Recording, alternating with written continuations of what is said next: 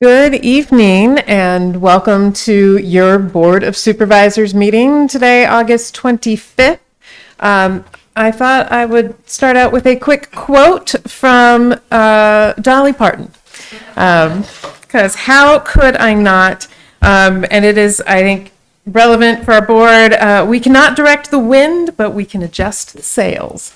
So we will be doing some sail adjusting as we move through our agenda today. So with that, I will pass it to the clerk for roll call. Supervisor Cano. Present. Supervisor Christie. Here. Supervisor Hines. Supervisor Scott. Here. Chair Allen. Here. Let the record show Supervisor Hines is not present. All other board members are present. Next on our agenda is the Pledge of Allegiance, and I would like to invite Sonia Felix, Administrative Specialist 1, Fleet Services, to lead us in the pledge. I pledge allegiance to the flag of the United States of America and to the republic for which it stands, one nation, under God, indivisible, with liberty and justice for all. And Sonia, is there anything going on in Fleet Services that you'd like to tell us about? Right now, our biggest project is transferring our fleet administration management to asset work, so everybody's busy with that. Great. Yeah. All right. Well, good luck with that. Thank you. Thank you. Next, I would like to invite up Robert Ojeda, the CEO of the Pima Council on Aging, to lead us in the land acknowledgement. On behalf of Pima County residents, we honor the tribal nations who have served as caretakers of this land from time immemorial and respectfully acknowledge the ancestral homelands of the Tohono Nation and the multimillennial presence of the Pascuayaqui tribe within Pima County. Consistent with Pima County commitment to diversity and inclusion, we strive toward building equal partner relationships with Arizona's tribal nations. Thank you. We would love to hear about what's happening at Pima Council on Aging. Thank you, Supervisor Allen and supervisors. So Pima Council on Aging is an organization that really strives to make sure that our older adults in Pima County stay at home as long as possible, living healthy lives, connecting with other human beings, and getting the resources they need. Unfortunately, in Pima County, we have at least 30,000 older adults who are experiencing extreme poverty and have limited options to improve their life. So we fight for the rights of folks who are incredible contributors to our community, who are incredible at having wisdom for how to live lives and that live a life that is interconnected with other human beings in our community. And so, but not only that, we also provide support for caregivers who are taking care of family members, or the many caregivers, paid caregivers that are taking care of our older adults. And also work towards making sure that we address the root causes of the issues. And so what are the systems that need to improve and change to make sure that we continue to have older adults that thrive in our communities. And we appreciate the partnership with the county. Thank you. I know a lot of the District 3 communities value the Neighbors Helping Neighbors program, of neighbors just looking out for, checking in on some of the elderly residents in their community and making sure that they're okay. So appreciate all of that. Thank you. We have as well. I think we have 22 neighbor care alliance groups now in 22 neighborhoods. So we continue to grow that. Thank you. Thank you. Item 4 on our agenda is current events and public acknowledgements. Chair Allen. Supervisor Scott, then Supervisor Connell. Wanted to share with my colleagues and the members of the community who are here today, for those of you who don't know, the news of the sad passing of Joel Ireland, a longtime leader within our community. He was a Rincon High School and University of Arizona graduate, and he was also one of the longest serving members of the Tucson Unified School District Governing Board, serving in that role for 20 years. He was both a seminary and a law school grad, which I don't know how many people can say something like that. I love that the attorney down at the end is laughing as soon as I said that. At one time, he served as the priest at St. Michael's and All Angels Church. He was also an active preservationist, helping to save several historic homes around the University of Arizona. If you read the beautiful article about Joel in the Tucson Sentinel, I think his son did a great job of summing up, one of his two sons, I should say, did a great job of summing up exactly the kind of person Joel was. His son Samuel said he was community-oriented and believed that we should all take care of each other and that everyone should have a fair chance at success in life. So at this moment, Chair Allen, I'd ask that we have a moment of silence in honor of Joel Ireland.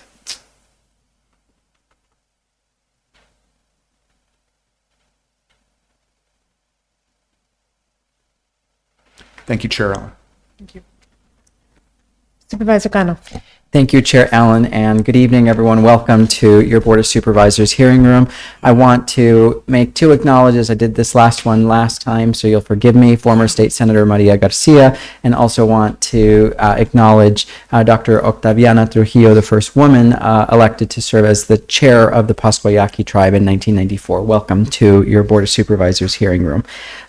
Two more quick announcements. I want to acknowledge the fact that the District 5 office has a new member of our team, Arnie Bermudez, who is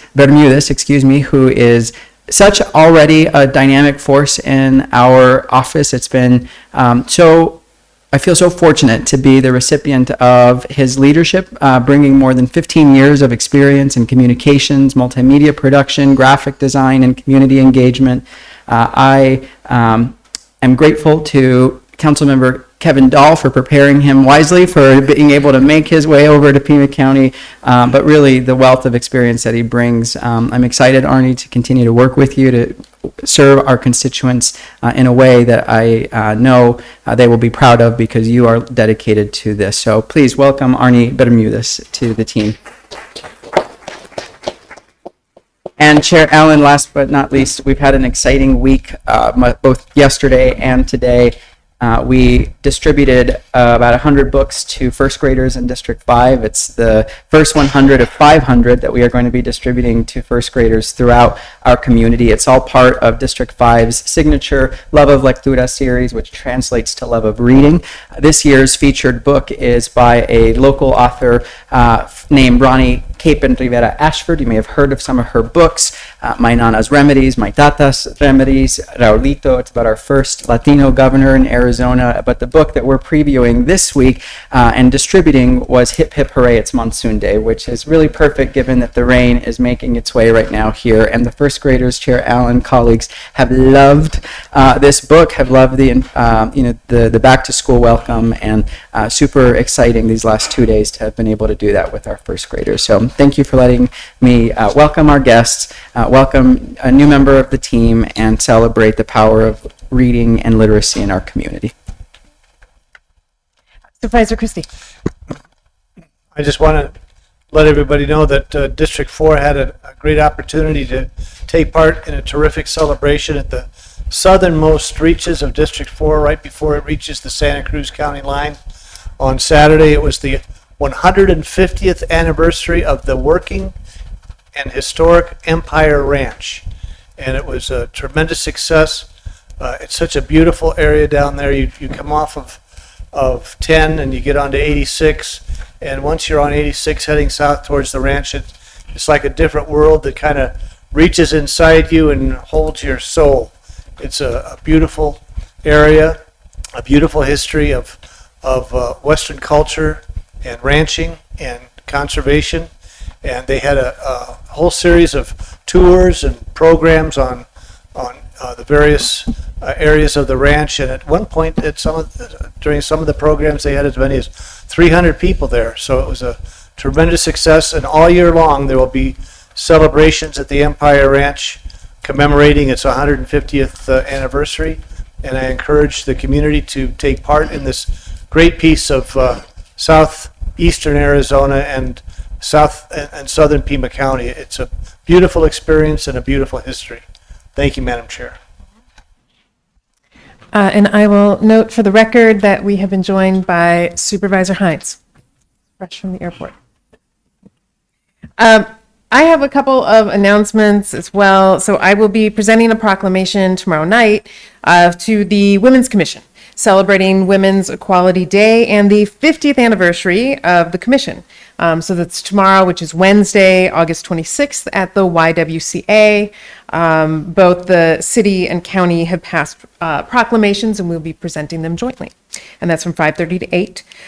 Then we have office hours coming up in Marana on Thursday, August 27th at the Marana Food Bank from 9 to 12. And then our Sahuarita office hours are at the Sahuarita Food Bank on Tuesday, September 1st from 10 to 1. And then finally, just a plug for the Pima Area Labor Federation's Picnic and Celebration of Labor Day, which will be on Monday, September 7th from 9 to 12 at Joaquin Murrieta Park. There will be, as always, speakers, music, food, and games for the whole family. Hope to see you there. Anyone else? All right, then we will move on to agenda adjustments with Clerk Manriquez. Okay, on the regular agenda, page 5, item 18, under economic development, this is unfinished business from August 11th, Pima County Economic Development Strategic Plan 2026-2029. And item 19, unfinished business from August 11th, this is a contract, Southern Arizona Education Council. And on the addendum, page 3, item 8, it's a contract with economic development, University of Arizona. These items will be heard after call to the public. Thank you. And then I'm going to do a move up from the addendum. I think it is addendum item number 1. It's a presentation of a proclamation. This is to Kevin Hamilton, co-founder, president, and artistic director, and Tanisha Hamilton, co-founder and chief operating officer of Southwest Soul Circuit. Proclaiming Saturday, August 29th to be Southwest Soul Circuit 20th anniversary. I'll move the item. Second. Seconded by Supervisor Hines. Discussion. All those in favor? Aye. Opposed? Item passes 5-0. And Supervisor Cano is here to present.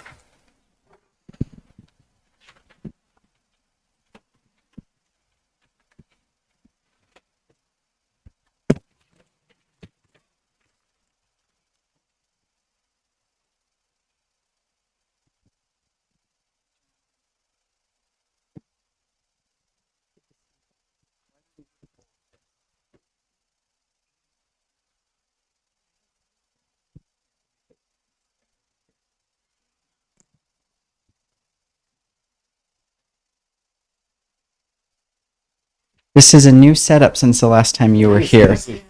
Yeah, we're all getting adjusted to it. Well, thank you so much for the opportunity to celebrate the incredible work that you have been doing for 20 years. I'm going to read the proclamation and then offer the ability for you guys to say a few words right after if you desire.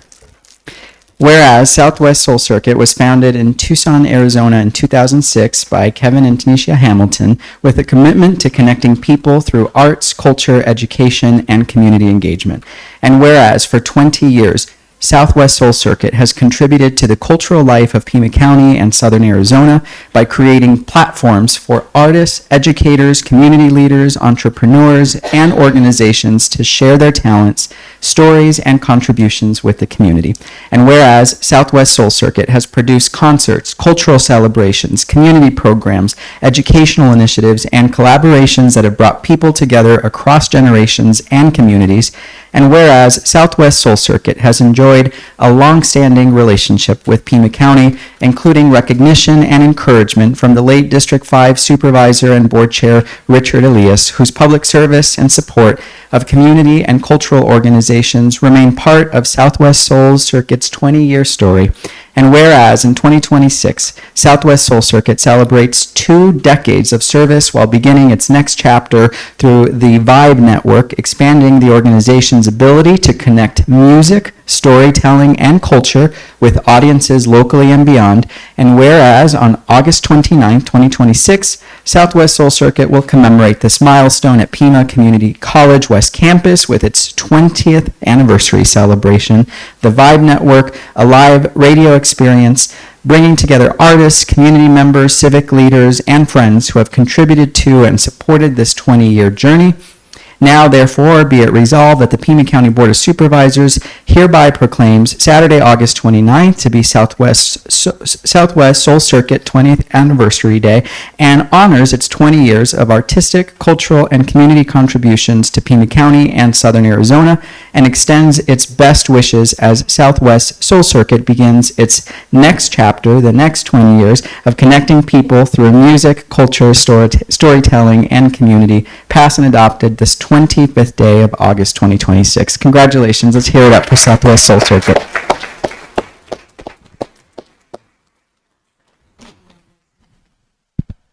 I just want to express how grateful we are to Supervisor Canos and the board for recognizing us. We have a huge debt of gratitude to Pima County, to also the late Richard Elias. He really saw something in us that we didn't fully see ourselves.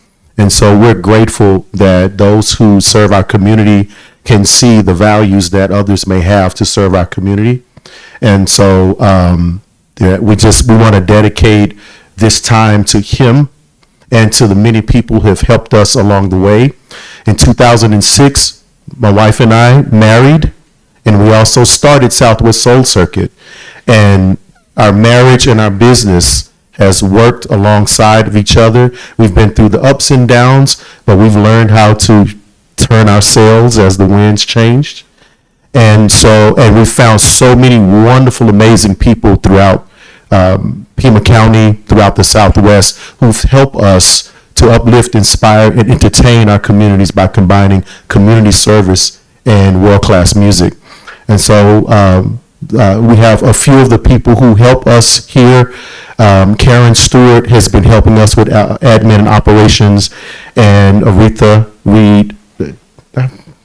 Okay, I'm a little nervous here, so I don't forgot her name. But Aretha Reed has really been helping us also with our admin and operations, and it's allowed us to be able to do more, be a little more detailed, and do more for the community. So I'm just overwhelmed with gratitude, and I'd like to thank you all for acknowledging that. Congratulations. Thank you.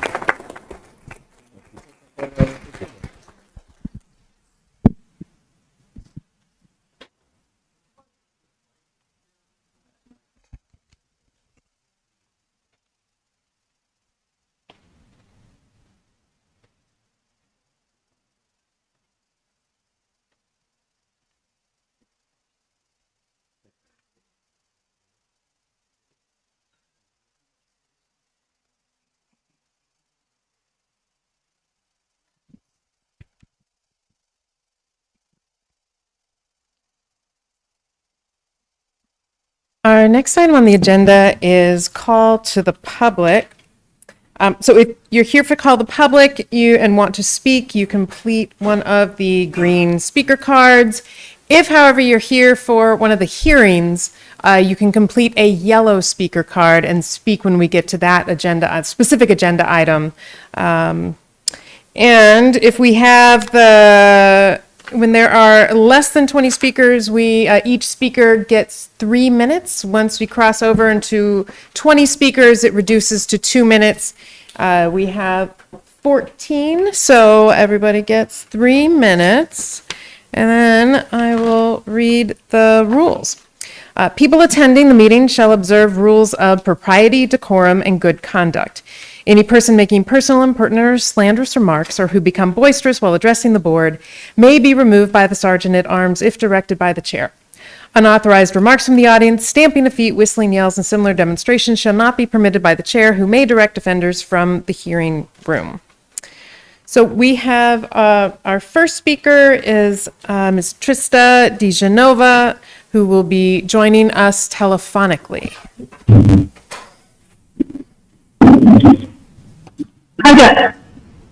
Hi, board members of Pima County voters. My My name is Tristan Trumparski Genova. I am a write-in independent candidate for Pima County Board of Supervisors, District 5. When you elect me November 3rd, I promise to immediately introduce the resolution I already submitted to this board and which they have ignored to remove Sheriff Nanos.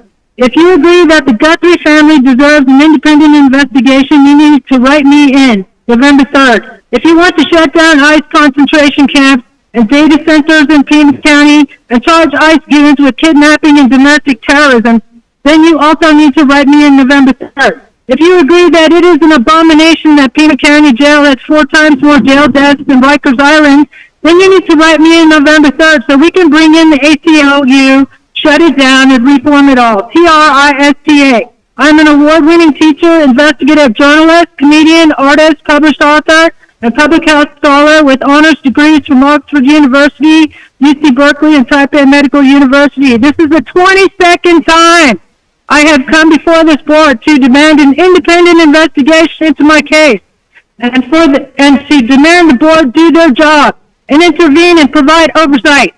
I've already made several documentaries about what happened in my case and post them all over social media every day until we all, you Pima County voters, me, and my animals get justice. Law enforcement in this town picked the wrong person to mess with because now that I survived the onslaught of their attack, I'm on a mission from God to speak up for all the other innocent people who have been terrorized and whose lives have been destroyed by these malignant narcissists. The proof of their egregious misconduct is posted all over the internet every day, including my documentary, Watching the Detective, and a 28-minute documentary about my beautiful, award-winning flock of therapy animals and miniature, pioneer breed of miniature service chickens that was taken days before a 16-man military-grade raid on my private residence in Pima County, all paid for with your taxpayer dollars. As an update, I'm calling on the Pima County Attorney's Office to drop all charges, reverse the charges actually, and return my pet with restitution. I filed a $20 million civil lawsuit against Pima Animal Care Center for the unlawful, unnecessary, and cruel seizure of my flock. On September 15th, there will be an order to show cause hearing, and I invite members of the public and media to come and show their support so that I can at the very least get my service dog back. Dr. Baker, the jewel in my crown. It has caused me profound emotional distress to be deprived of my service dog for this long, and it was done intentionally, as well as the theft of my livelihood and the ruination of my good reputation, so I cannot run for office. And it all fits the intentions of Sheriff Nanos. Well, too bad for you. It's not going to work. I publish the receipts every day of their gross and shocking misconduct using your taxpayer dollars, and I welcome the public to put pressure on these agencies to drop all charges and... Thank you. That is time. So I'm going to call the next 3 speakers, and so the first person can come up, but the other 2, the seats are reserved in the front for the other speakers, just so we can kind of go through quickly. So if you could come forward and be ready. Our first speaker is going to be Rabbi Samuel Cohen, followed by Kent Blumenthal, followed by Scott Hancock. So Rabbi Cohen, please. It's a tough act to follow. I want to thank you for the opportunity to address this meeting. My last visit in this room was for my father, Rabbi Baruch Cohen's 100th birthday celebration in April. We still appreciate the standing ovation. Thank you. I come for a less happy reason today. As a congregational rabbi in Pima County for 27 years, a founder of the Multi-Faith Alliance, a member of the Northwest Tucson Multi-Faith Group, and a chair of Community 9/11 commemorations for a decade, and a longtime member of the Metropolitan Education Commission. It's been my privilege to serve Southern Arizona with the goal always of reaching across all religious, cultural, ethnic, and racial lines, and recognizing the spark of the divine present in every single human being. In the face of rising anti-Semitism and rampant unfounded conspiracy theorizing, it is the responsibility of all who seek to lead and educate our society to prevent demonizing anyone on the basis of religion or ethnic origin. Anti-Semitism is the oldest documented racism in human history, going back literally thousands of years. It's based on some of the worst lies ever circulated. It has resulted in massacres and other brutalities perpetrated against Jews for many centuries in many countries, including the Holocaust, of course, that murdered half the Jews of Europe in the 20th century. Anti-Semitism has no place in decent societies. Yet today, the revived lies and insane conspiracy theories that fuel it have led to repeated violence against Jews all over the world, including fatal attacks in America and anti-Semitic acts right here in Pima County. I visited the sacred places of every religion all over the world in more than 20 countries on every continent. Almost none require security except the Jewish holy places, where even the humblest synagogue in the United States has security personnel protecting congregants from anti-Semitic attacks every Sabbath service, as ours does. In my service at the Metropolitan Education Commission, civility, acceptance of religious and racial difference, and respect for the good intentions of everybody who participated in the work of education was universal. No one was ever denigrated or disrespected for their religion or background, ever in any way. It was unthinkable. I have read the disturbing words of the present head of the Southern Arizona Educational Council, what he said and posted during the recent campaign. Many times, Mr. Perez advanced anti-Semitic tropes about dual allegiance, foreign, meaning Jewish money, and corporations, as well as attacking AIPAC, a lobbying group for Israel that does not fund any local races at all. In his posts and in the campaign, he used his opponent's Jewish identity and her support for Israel as though it were part of a conspiracy against Tucson residents, and said her support for a Holocaust center was driven by international interests, implying non-American Jews were interfering in local politics. My friends, these are... Rabbi Cohen, I'm sorry, that's time. If you were unable to finish your comments, or either way, you're also welcome to submit what's in writing, and then they can be I shared with did the board so, members. thank you. I just hope Thank you. that you all hear what I say. Thank you. Our next speaker is Kent Blumenthal. Chair Allen, members of the board, Administrator Lesher. My name is Kent Blumenthal. I reside in Green Valley and have served on the Pima County Small Business Commission since 2015. I speak to agenda item number 19, the $122,000 for the Southern Arizona Education Council, or SAEC. You know and I know that SAEC has underperformed. Its underperformance does not justify funding at the same level Pima County has contributed since 2022. Consider this. This year, SAEC's Hallmark Teen Town Hall program disappeared. About one half of SAEC board positions are vacant, demonstrating a severe lack of interest among supposedly interested parties. A partnership with AmeriCorps lapsed with no explanation. SAEC failed to achieve broader regional representation contemplated with Santa Cruz County when its name changed from the Metropolitan Education Commission. And worse, SAEC partner City of Tucson lowballed its contribution for next year to under $20,000. Budgets reflect organizational priorities. Is SAEC a Tucson priority? I think not. The county has always paid more than its fair share to support SAEC. Let's compare K through 12 public school enrollment data for 2024 to 2025. The city of Tucson has 81% of total area enrollment in 7 public school districts serving the Tucson area. Pima County has 19% enrollment outside of the Tucson area.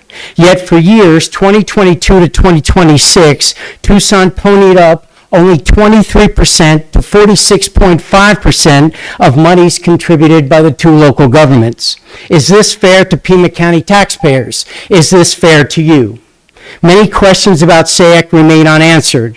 Why the underperformance? What programs does it actually produce, and which does it simply promote? What are Pima County's expectations for deliverables? Why should the county contribute more money than the city of Tucson? Why are nearly one half of the board seats vacant? Why did Santa Cruz County not join? Why did the partnership with AmeriCorps lapse? Who's responsible for the oversight as an outside agency of SAEC? Your fiduciary responsibility is to Pima County taxpayers. Every taxpayer dollar must earn its place in the budget. If SAEC can demonstrate a compelling, measurable return to your taxpayers, let the evidence make the case. Thus far, it has not. Thank you. Thank you. Our next speaker is Scott Hancock. And then Mr. Hancock will be followed by Mariana Martinez, Maria Garcia, and Linda Bixby. Mr. Hancock. Thank you for your time today. My name is Scott Hancock, and I'm a resident of Pima County. I'm representing myself, but I am a clean energy professional concerned about anti-renewables chatter that I've been hearing. Don't get me wrong, when a community starts to organize early, that's how we can make sure that the right project ends up in our community. But I'd be ashamed if a small but loud anti-clean energy group took over the conversation, leading to Pima County turning away the correct projects for our community. That's why I'm here today. In a previous role, I was tasked with creating a national toolkit for county staff who are not solar experts themselves, but who are all too often dealing with utility-scale solar projects anyway. I've spent a lot of time thinking about how rural counties like ours can prepare themselves to get the most value out of these large energy projects. In the big energy landscape, extracted developers are especially heinous. In Pima County, we can learn about responsible development from an elite group known as community benefits agreements. These are their stories. I spoke with a county supervisor from South Carolina who oversaw the application of a 145 megawatt project known as Project Charles. They saw heavy community opposition out the gates. What got them over the hump was having real conversations about what the community needed. They had an issue where they were losing their young public safety officers to their neighbors who could offer more competitive rates.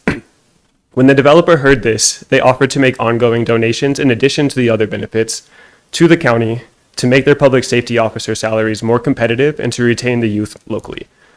Other municipalities have successfully negotiated for very specific things that won people over. Educational resources, technology for classrooms, teacher programs, solar education opportunities, infrastructure investments for libraries, community centers, public transit, and fire departments, healthcare investments for rural hospitals and clinics, contributions to food pantries. So instead of, blanket organizing against the next project, which is what I'm afraid is happening, why don't we figure out what we want out of these things? What are we going to ask for? How do we make it generational? How can we ensure that this project gives back to the landscape around it rather than diminishing it? That is all possible.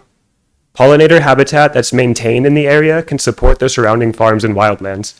We can raise fences for wildlife access. We can raise panels for continued grazing. Excuse me. Solar doesn't need to grade the land anymore. We can save that topsoil, reduce erosion and disruption. The most resonant point for me personally is that clean energy is an anti-war technology. The more we have, the less reliant we are on foreign oil, the more energy independence we achieve here. None of this happens by accident, though. It happens when a community pushes for what it wants. Thank you. Thank you.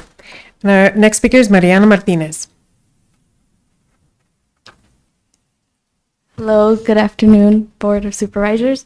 I am here in support of the renewal of Pima County's partnership with the Southern Arizona Education Council and of Rocky Perez as CEO. As a student who has experienced the program as a beneficiary, it would be a loss to the community of Southern Arizona if this program were no longer here. During my time in the Southern Arizona Education Council / Metropolitan Education Commission as a student peer coach, I was given the opportunity to network with many individuals from other high schools and community leadership. It has given me the opportunity to be involved in my community and create a college-going environment to my high school of Pueblo High School that most times is not perceived that way. The Southern Arizona Education Council is a program that gives local students the opportunity to be equipped with knowledge and be given the opportunity to share with their peers. As our goal is to eliminate poverty through education, I have seen that firsthand with many peers, including myself, who have received many generous scholarships to continue our studies beyond and attain occupations that take our community members out of the normal, which is not having the opportunity to a proper education based on a zip code.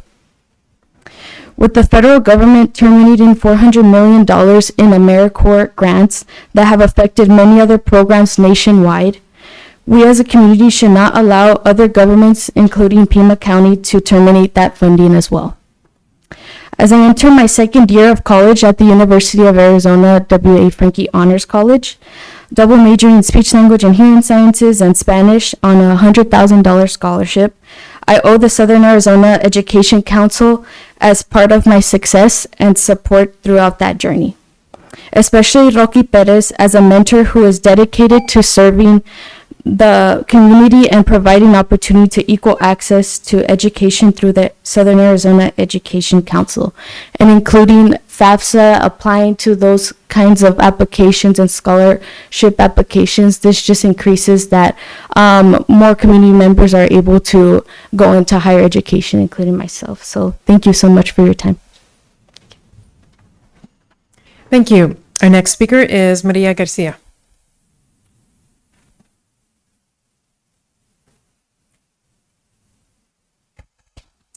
Chair and members of the Pima County Board of Supervisors. Sorry, I'm nervous. My name is Maria Garcia, a former Pima Community College Governing Board member and a longtime supporter of education and programs that serve our community. Throughout my career, I have worked to help students' families succeed, and I know firsthand the tremendous work our schools and community colleges already do to help students access higher education. I went back and reviewed what Pima Community College is currently providing, particularly through its Office of Financial Aid and Scholarships. PCC already provides students with one-on-one assistance in completing the FAFSA, help with understanding financial aid awards and scholarship opportunities, and support to remain eligible for assistance. Students can schedule an appointment with financial aid staff or attend a FAFSA assistance event. This is not theatrical. It is a service already available to our students and families. You can find them directly on the website or by simply calling the leadership. This is why I have serious concerns about Pima County providing SAEC $122,000. Southern Arizona Educational Council reported nearly $298,000 in revenues, approximately $57,000 in net revenues, and up to $100,000 annually from Arbor, from the Pima Peer Coach Program. Yet the county is being asked to provide more than 6 times the city recurring $19,580 allocation. The report, $99,007 executive director's salary, also deserves scrutiny. Taxpayer dollars should prioritize students and direct services, particularly when SAEC has not demonstrated its official outcome are uniquely attributed to its work. SAEC points to 750,000 FAFSA completions, 144 event connections, 61 peer coaches, and numerous forms, events that are actively measured, not proof that Pima County 122,000 was necessary and that these outcomes would not have occurred through schools. PCC, Arbor, and other community partners, many have reported similar numbers and awards, so I get the sense that there is a lot of duplication in reporting. I recognize that SAEC may provide supplemental services. I'm not arguing that its work has no value, but supplemental does not automatically mean the county should fund its at this level. I urge the board to match the city revenue $19,580 investment rather than providing $122,000. There needs to be a compelling reason why Pima County should provide 6 times more. Ms. Garcia, thank you. I appreciate that. Our next speaker is Dr. Linda Bixby, who will be followed by Rocky Perez, Mike Chakowski, and Melinda Matson. Chair Allen, Vice Chair Dr. Heinz, and members of the board, it is a pleasure to be here this evening to speak about the Memorandum of Understanding establishing the Arizona-Taiwan Talent and Innovation Hub at the Roy Place building. As mentioned, my name is Dr. Linda Bixby. I am the Chief Research Partnerships Officer at the University of Arizona. I'm accompanied today here by our Director of our Center for Semiconductor Manufacturing, Dr. Krishna Mullaradharan, and also Julie Katzel, who is our Executive Director for Community Relations. Regarding the Talent and Innovation Hub, it will connect education, research, and workforce development in Southern Arizona with one of the world's leading semiconductor ecosystems in Taiwan. It is a partnership between the University of Arizona and the National Yangming Chiao Tung University, with strong support from Pima County. On behalf of the university, I'm here to thank you. Thank you for providing the building that will house this hub. A partnership of this scale needs a visible home, and the county's support gives students, researchers, workers, and industry partners a place to learn, collaborate, and solve problems together. We look forward to celebrating this commitment in our ribbon cutting in October and welcoming our first students already in January of 2027. The economic benefits for Pima County will reach well beyond the hub itself. A strong local talent pipeline here now helps Arizona companies hire here in Southern Arizona. It strengthens Pima County's ability to attract suppliers, startups, and new investments, and it can move university research into new products and businesses here. It can move university research and also brings these students and visiting researchers and industry partners to our region, supporting local employers and expanding connections to the global semiconductor economy. So thank you. Thank you for investing in the Talent and Innovation Hub, for helping turn this partnership into a lasting asset for our community. We are grateful for your leadership, and it excites us that we can build something together. So thank you again. Thank you. Our next speaker is Rocky Perez.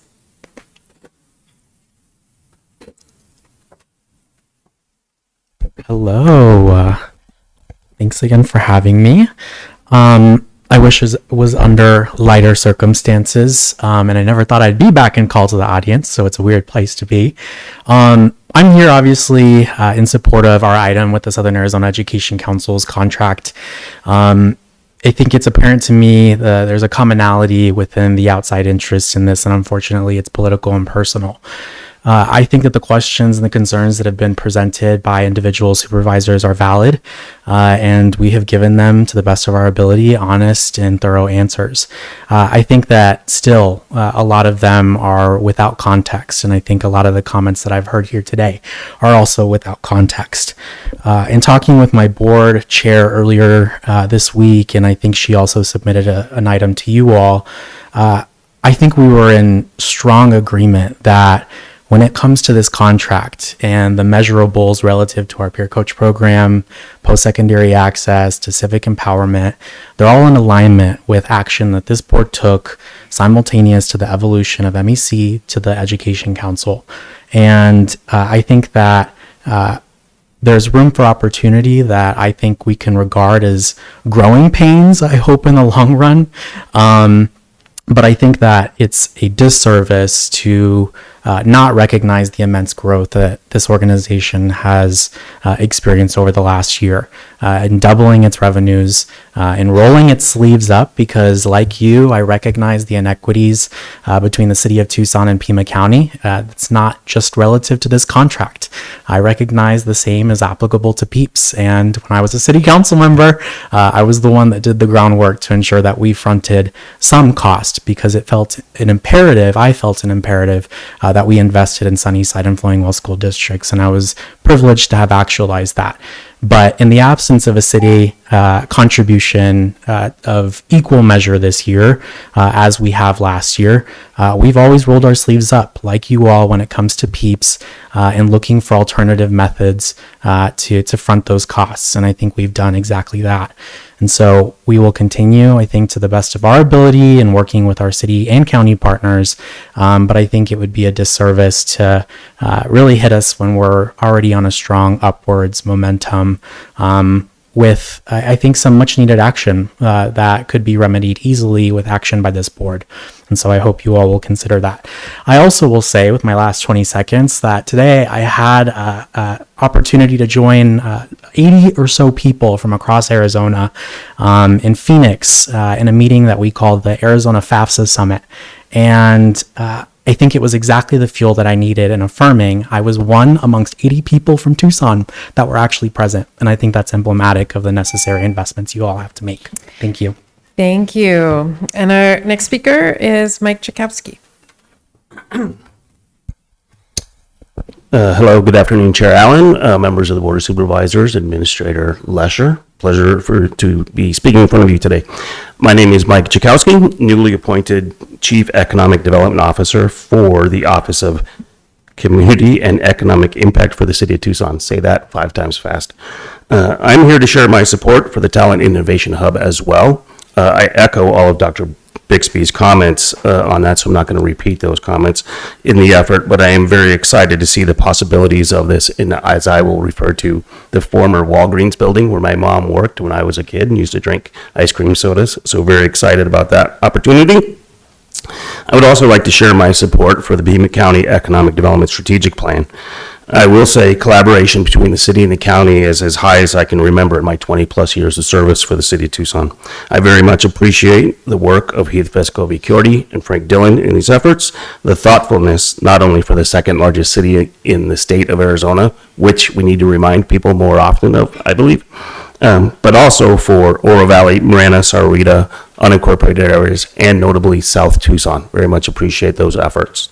We are continuing that collaboration with all of our partners here, including U of A, as we leave for Taiwan tomorrow, furthering economic development opportunities here in Southern Arizona. Support of the Economic Development Strategic Plan would only strengthen these opportunities and collaboration. So thank you very much for your time. Appreciate it. Thank you. And our next speaker is Melinda Matson-Spina, and then it will be Megan Fink, followed by Casey Carrillo, then Douglas Levy, and Jay Tolkoff. Hello, my name is Melinda Matson-Spina. On October 5th, 2024, I sent this board a letter. Administrator Lesher had sent you a memo that there was confusing overlap between military proposals coming to Pima County. My letter expanded on that fact. I wrote that many of us were concerned not only about these proposals' overlap, but their changing use of the word hazardous in relation to civilian life, their lack of transparency, and their glaring absence of any mention of drones or AI. I reminded you that military announcements were rapidly advancing AI-enabled weapons, and to be clear, surveillance is a weapon that tracks, targets, and controls people.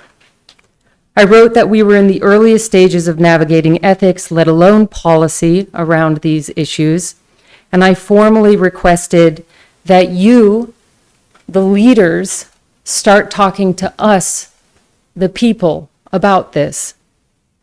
That was 2 years ago. Now it's everywhere. The future is being decided for humanity by a dozen or so billionaires. A future built on vast expansion of strip mining, radioactive reprocessing, hyperscale data, mass surveillance, AI-directed kill chains, global conflict, and upon individual's personal intellectual property, without consent and without quantitative support. Frontline communities are getting hit first because the frontline never changes. Supervisor Allen, you have my deep gratitude for doing your best to catch up to the people. Supervisors Christie, Hines, and Scott, you were also put in office by the people to serve the people. In regards to your work around Project Blue, I have an announcement for you, and those like you. Politicians who make deals or decisions around technology before real rules for that technology even exist are not serving the people. So some of us in our community, together with other communities across the Southwest, are now working to produce a documentary film so that this movement's integrity and your negligence will both be better marked in history. Thank you. And our next speaker is Megan Fink.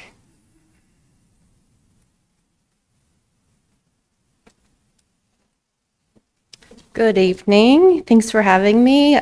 Chairs, members of the board, I'm Megan Fink, Director of Programs and Events at Startup Tucson and 10 West. Here on behalf of our CEO, Liz Pocock, who I'm sure you all know well, to express our support for the MOU for Roy Place for the economic development people to move into our building. As the longest running occupant of that building, we are thrilled to see these partners come together to further activate the building and continue building on downtown Tucson's innovation story. We've had a long-standing partnership with Pima County Economic Development and the University of Arizona, including our friends at UACI, who follows me in a second, and we're excited to see those partnerships deepen as this initiative evolves. We look forward to continuing to play a role in making Roy Place a place where entrepreneurs, partners, and new ideas come together. Thank you for your leadership and continued investment in Southern Arizona's innovation community. Thanks. Thank you. Our next speaker is Casey Carrillo.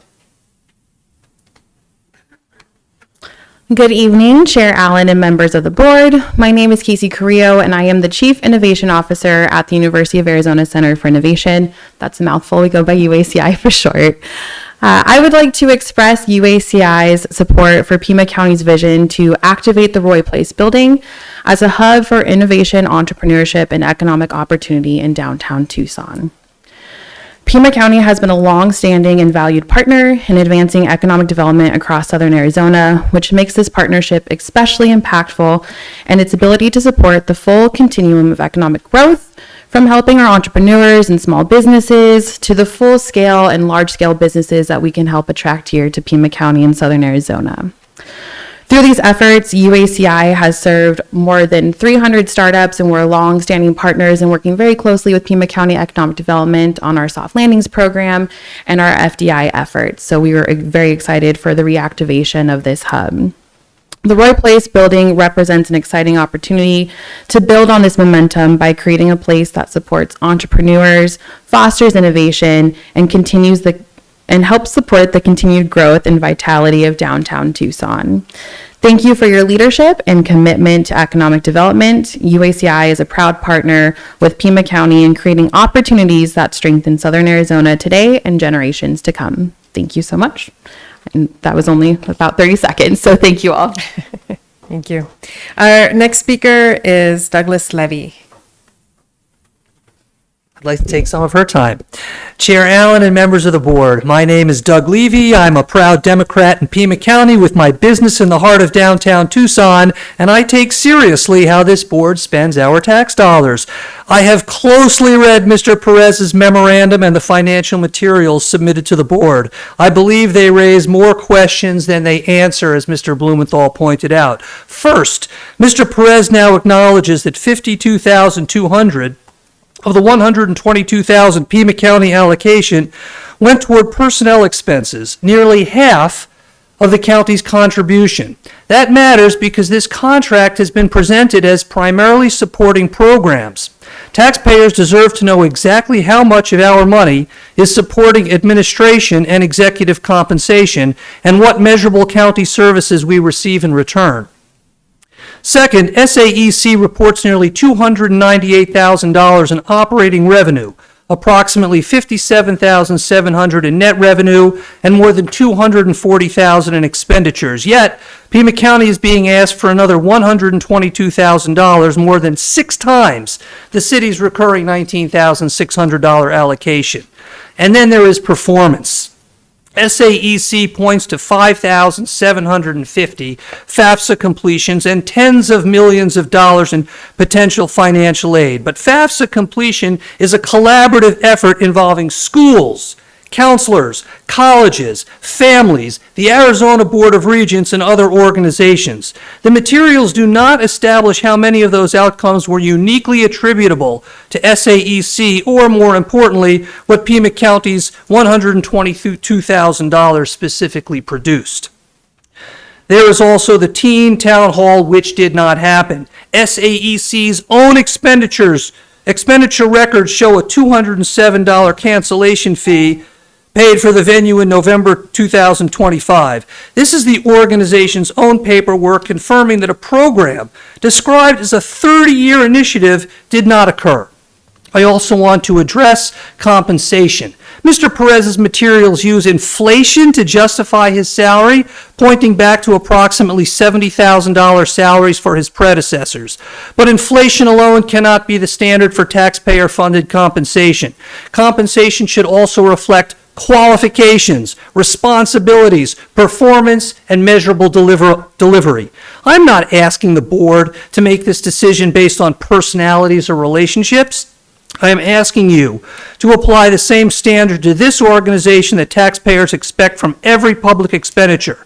Show us what was promised, what was delivered, what it cost, and what results taxpayers received.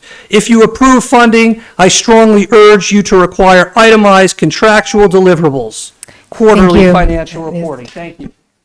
And then our last speaker is Jay Tolkoff.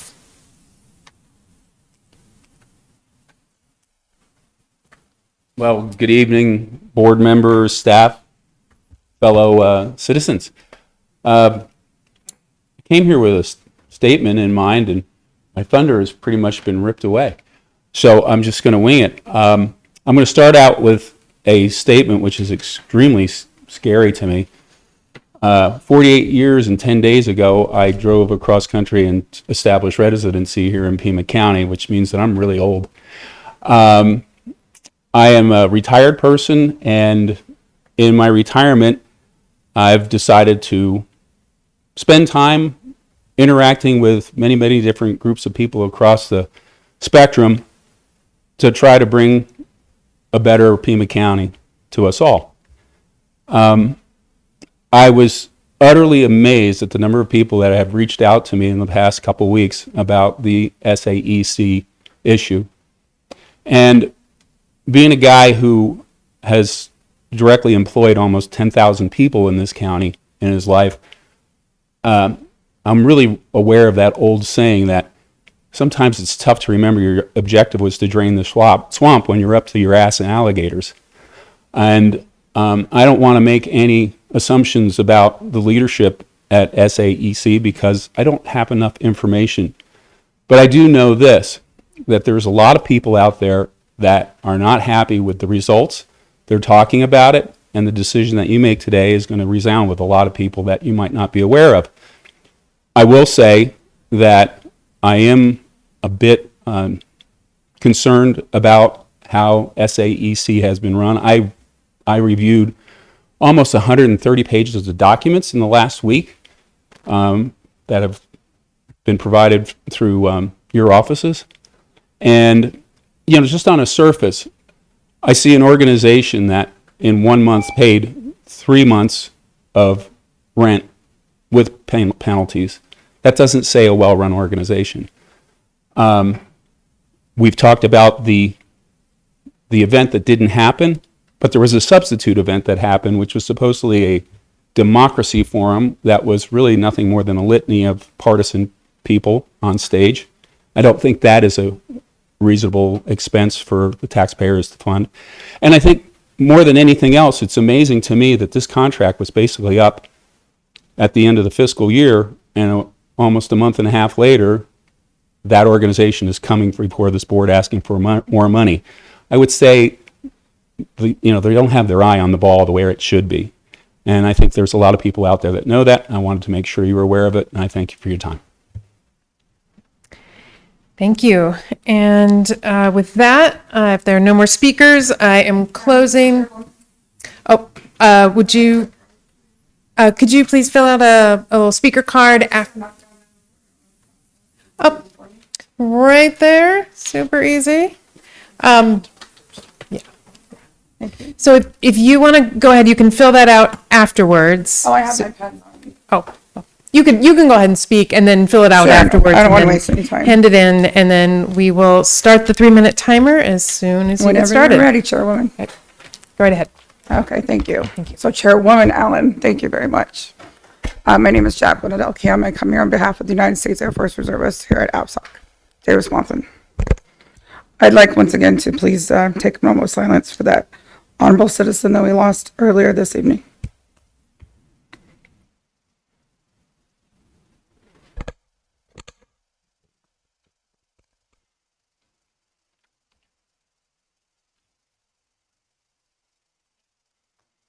I'm here to speak about an extremely important matter, and I am here on behalf of the Emerge Center to End Domestic Violence. Sorry to take a turn down a dark alley that we never wanted to fully address here in the state of Arizona. Let's talk domestic violence and guns. These are the facts. A woman in an abusive relationship is 5 times more likely to be murdered when her partner has access to a gun. I'm a peace officer. I do not carry. Learn what you can do to protect your safety. These are widely available. I don't know who's not ever heard of the Emerge Center to End Domestic Violence here in the state of Arizona, and the county of Pima. I don't know. What's alarmed me greatly is that the more and more that we see the violence in the state of Arizona, the violence in the city of Tucson, the violence in the county of Pima increase. It seems like survivors of domestic violence, advocates of domestic violence, Dr. Hines, you used to work at Tucson Medical Center. You were one of my treating physicians. Oh my gosh, I've heard your background. I'm glad that you no longer work there. I'm very disappointed in the recent care that I've received at Tucson Medical Center. But again, the issue is about domestic violence and guns. 70 women on average are killed every month by an intimate partner with a gun. A 2015 report found that Arizona's domestic violence gun homicide rate is 45% higher than the national average. The same report showed that 62% of women killed by an intimate partner in Arizona were shot to death. Shot to death. I don't think this is the way that we need to proceed in the state of Arizona. So, here are some warning signs. To get a domestic violence protective order in the state of Arizona, county of Pima, city of Tucson. An order of protection is issued by any court in Arizona is designed to prevent abuse. What you can ask for in this pamphlet. I have 1 second. Thank you very much. My name is Jacqueline Adele Cam. Wish you all very well this evening. Thank you. So with that, we're going to close call to the public. And would any board members like to do any of the following? Request staff to follow up on a matter from call to the public, request that an item be placed on a future agenda, or respond to a criticism. Supervisor Cano. Chair Allen, I simply wanted to thank the bravery of our neighbor Jacqueline, who just came up to discuss a very pressing issue of rising domestic violence cases throughout Pima County. You can take a little bit of a deep breath to know that this board just a few weeks ago approved an additional $250,000 investment in domestic violence prevention programs, including the Southern Arizona Center Against Sexual Assault, the Emerge Center Against Domestic Violence and Abuse as well. Particularly, the county is going to be ensuring that some of the forensic exams that are administered after act of violence against a victim are processed in a way, and we are filling the gaps in really critical ways. I know all of us share that commitment. This board voted to advance that additional priority. And I just want you to know, Jacqueline, that we're paying very close attention to this, and with many people in my life who have been impacted by domestic violence, including losing a family member to a stabbing by her boyfriend. This is a very sensitive issue that we will always be paying attention to in District 5. Thank you, Supervisor Cano. We are now going to move on to the regular agenda. We have moved up items 18, 19, and addendum item number 7. And so I think, though, given that we have people here who are here for item number 19, the Southern Arizona Education Council, that will pop that up and address that one first. So we'll take that one now and then come back to the Pima County Economic Development Strategic Plan. So for item 19, This is a contract. This was continued from the previous meeting to provide for advancing academic success and civic engagement for $122,000. I am the representative of the board represented the Board of Supervisors on the board of SAEC. So I wanted to just share a few initial comments. For just context, right? MEC, SAEC has been a standing body, standing commission, right? That is jointly of the city and the county for 36 years, since 1990. It has been the role of the Board of Supervisors to appoint a member from the board to the commission. And in recent years, it has been both Chair Scott, it was Supervisor Grijalva, and then as of January, it has been me. I have participated in one board meeting held this year. The county gives out hundreds of contracts and grants every single year. Undoubtedly, in many of them, the leadership of that organization or that business are highly paid. And they may be earning salaries that are many times that of their lowest paid employee. And I will say the board has not, and I would believe should not, attempt to manage salary levels. I think that we received comments too about comparing the salary to that of teachers and noticing that discrepancy, which is it is wrong, woefully wrong, that our teachers are underpaid. But I don't think that is an argument for lowering the bar, that we should all be striving towards being paid at the lower level that teachers are. Instead, it should be about raising the bar for educators in our state. And I also just want to flag that I don't believe that it is the role of the Board of Supervisors to be micromanaging decisions that are made by, in this particular case of SAEC, of the executive committee of the board. Those are decisions that are made by that entity's executive committee. And that is, I don't think that it is our role to dig in and splice and dice that. We don't do it for other entities, and I'm concerned about the call that we should do it here. After looking at the detailed reports from SAEC, there's a few things that I just wanted to note. The organization has doubled the number of host schools for a total of 18, added a new school system, and almost tripled the number of peer coaches. Those are significant achievements. Program evaluations showed that 90% of advisors and 96% of peer coaches had an overall positive experience. The partnership with the Arizona Board of Regents has been a smart move, allowing sort of a shared investment model for greater impact and reach. Smart use of technology, which can expand program reach and the effectiveness, such as using the Strive scan to track registration and engagement, and Parent Square to increase communication with parents.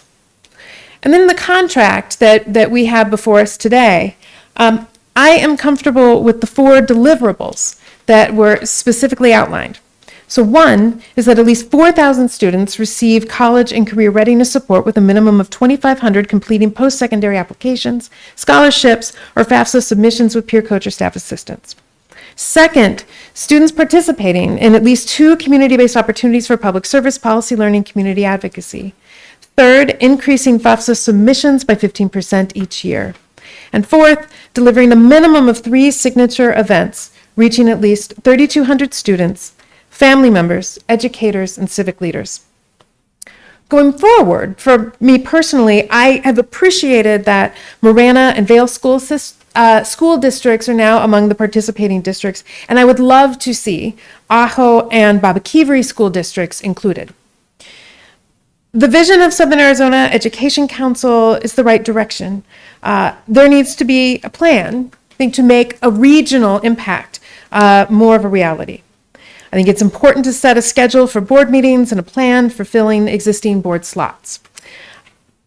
And then I think last, I would be interested too in moving forward and thinking about how Pima County can assist with reaching families.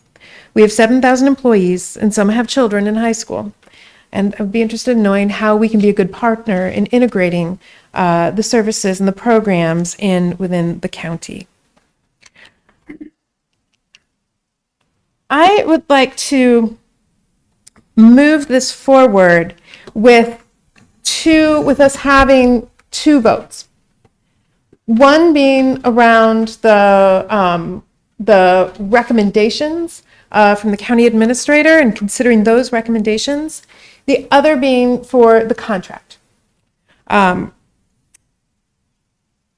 would like to move to approve funding the contract for $122,000.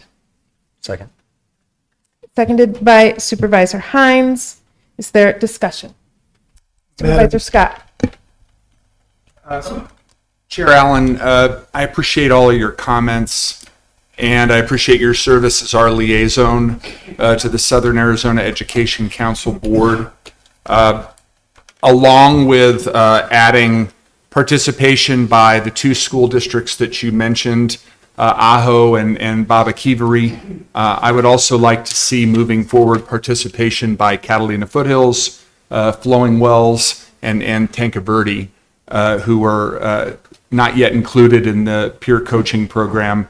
I'm not able to support continuing support for the county at the level that we have provided for the last 2 years of $122,000. And I have several reasons for that. One of them is that I think that just like I have said from this dais to people from JobPath, I think that the Southern Arizona Education Council needs to diversify their revenue base. The county is providing a significant part of the revenue, and the county administrator proposed what I thought was a way of not only helping to diversify that funding base, but also to potentially bring in even more revenue than you're getting right now. If you look at the county administrator's memorandum from August 19th, the fourth option that she offered was funding at $19,580 based on the city's allocation, with a commitment for Pima County to increase funding up to $122,000 as a one-to-one match for documented new funding secured by SAEC above fiscal year 2025-2026 amounts, meaning that if SAEC brought in additional funding from another entity, the county would match that as long as it was documented. Mr. Perez made what I thought was a valid point when he said that the city's allocation should not just be $19,000, should not be just the $19,580 that's coming out of the city manager's budget, but we should also take into account the slightly more than $30,000 of, slightly more than $20,000, I think it was, an in-kind contribution for the rent of a city facility. So what I would do, Chair Allen, is make a substitute motion that we would fund at $40,000 based on the city's allocation, with a commitment for Pima County to increase funding up to $122,000 as a one-to-one match for documented new funding secured by SAEC above fiscal year 2025-2026 amounts.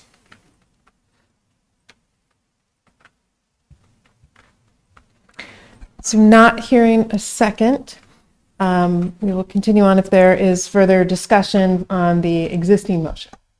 Supervisor Christie. Just for clarification, Madam Chair, when you made your motion, does that include retaining the current director?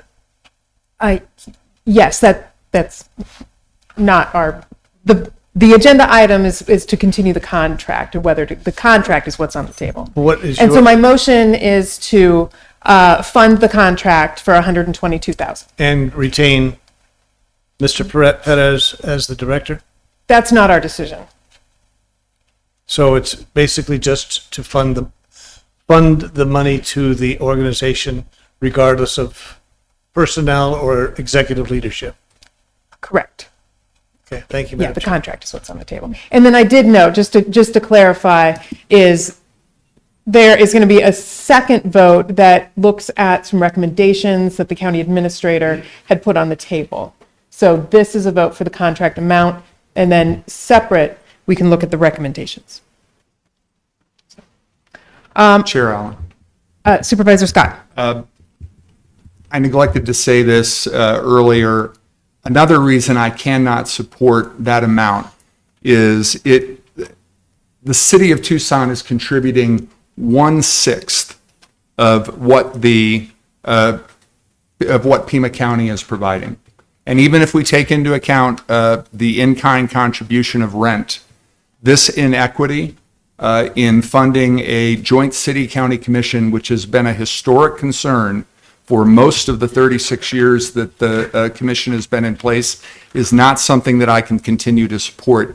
I can remember when I was a member of the executive board of the Metropolitan Education Commission, we had former late Supervisor Elias and then Ward 1 Council Member Regina Romero come to an executive board meeting and assure us that equalizing funding between the city and county would be a priority. That's never happened. So that's another reason that I'm just not able to support that. I want to continue to support the organization, but there needs to be a means of addressing this historic inequity between funding for what has always been a joint endeavor of both jurisdictions. Supervisor Hines. Thank you. Look, sometimes I think maybe there hasn't been the best communication, but I can point to the same thing with other entities that we fund at a much larger amount. We give $500,000 to the Southern Arizona Chamber, and what's that? And I don't know if the city gives much, if at all. So, and also the city's in a bit of a different pickle right now. I mean, later on in this agenda, we're going to approve $35 million for asphalt, by the way. So I just think it's important. Context is important. We've seen an increase in FAFSA applications, which I appreciate. That's what it's there for. This was originally a City of Tucson, County of Pima entity.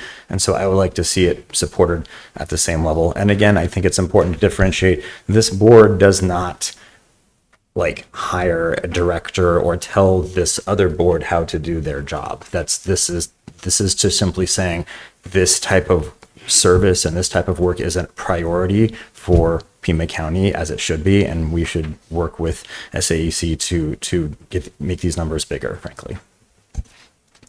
Chair Allen? Supervisor Cano. First off, I want to say thank you to you, Chair Allen, for your service on this Southern Arizona Education Council. All of us on this board have an assignment to a regional entity, and I applaud your leadership as the only board member with a parent in our public schools right now whose peers benefit from college access and college attainment. The partnership that the county has had with the former Metropolitan Education Commission, now Southern Arizona Education Council, is nearly 3 decades in the making. I was one of their participants with the Youth Advisory Council Tucson Teen Congress when I was 15 years old. I went through the program, took my first trip to Washington, D.C. to advocate for early childhood education. It's fun to be doing that now as a Board of Supervisor. And I was able to meet an entire network of folks like Ms. Martinez at the young age of 15, 16, 17, 18, all throughout high school and college, to be able to encourage folks to give to their community by going to school. And just in the last 2 years, from a statewide perspective, when we have had a significant drop in FAFSA applications because of a botched rollout, for instance, with the Department of Education, where Pima Community College had to come in, where our University of Arizona had to come in to be able to say, we want our kids to go to college. The decision that I am making today to support this motion is irrespective of who the executive director is. It is irrespective of the what I feel is ultimately trying to put this board into a binary choice between whether we support progress or not. I will always vote for our kids and for our youth and for our children, and I encourage those who are looking for an opportunity to make sure that their taxpayer dollars are well spent. Please know that this county, thanks to you, thanks to the hardworking taxpayers of this jurisdiction, support outside agencies in a meaningful way. $4 million annually going to regions, nonprofits, from housing security, from access to legal to legal rights when it comes to people's worst nightmares, having opportunity.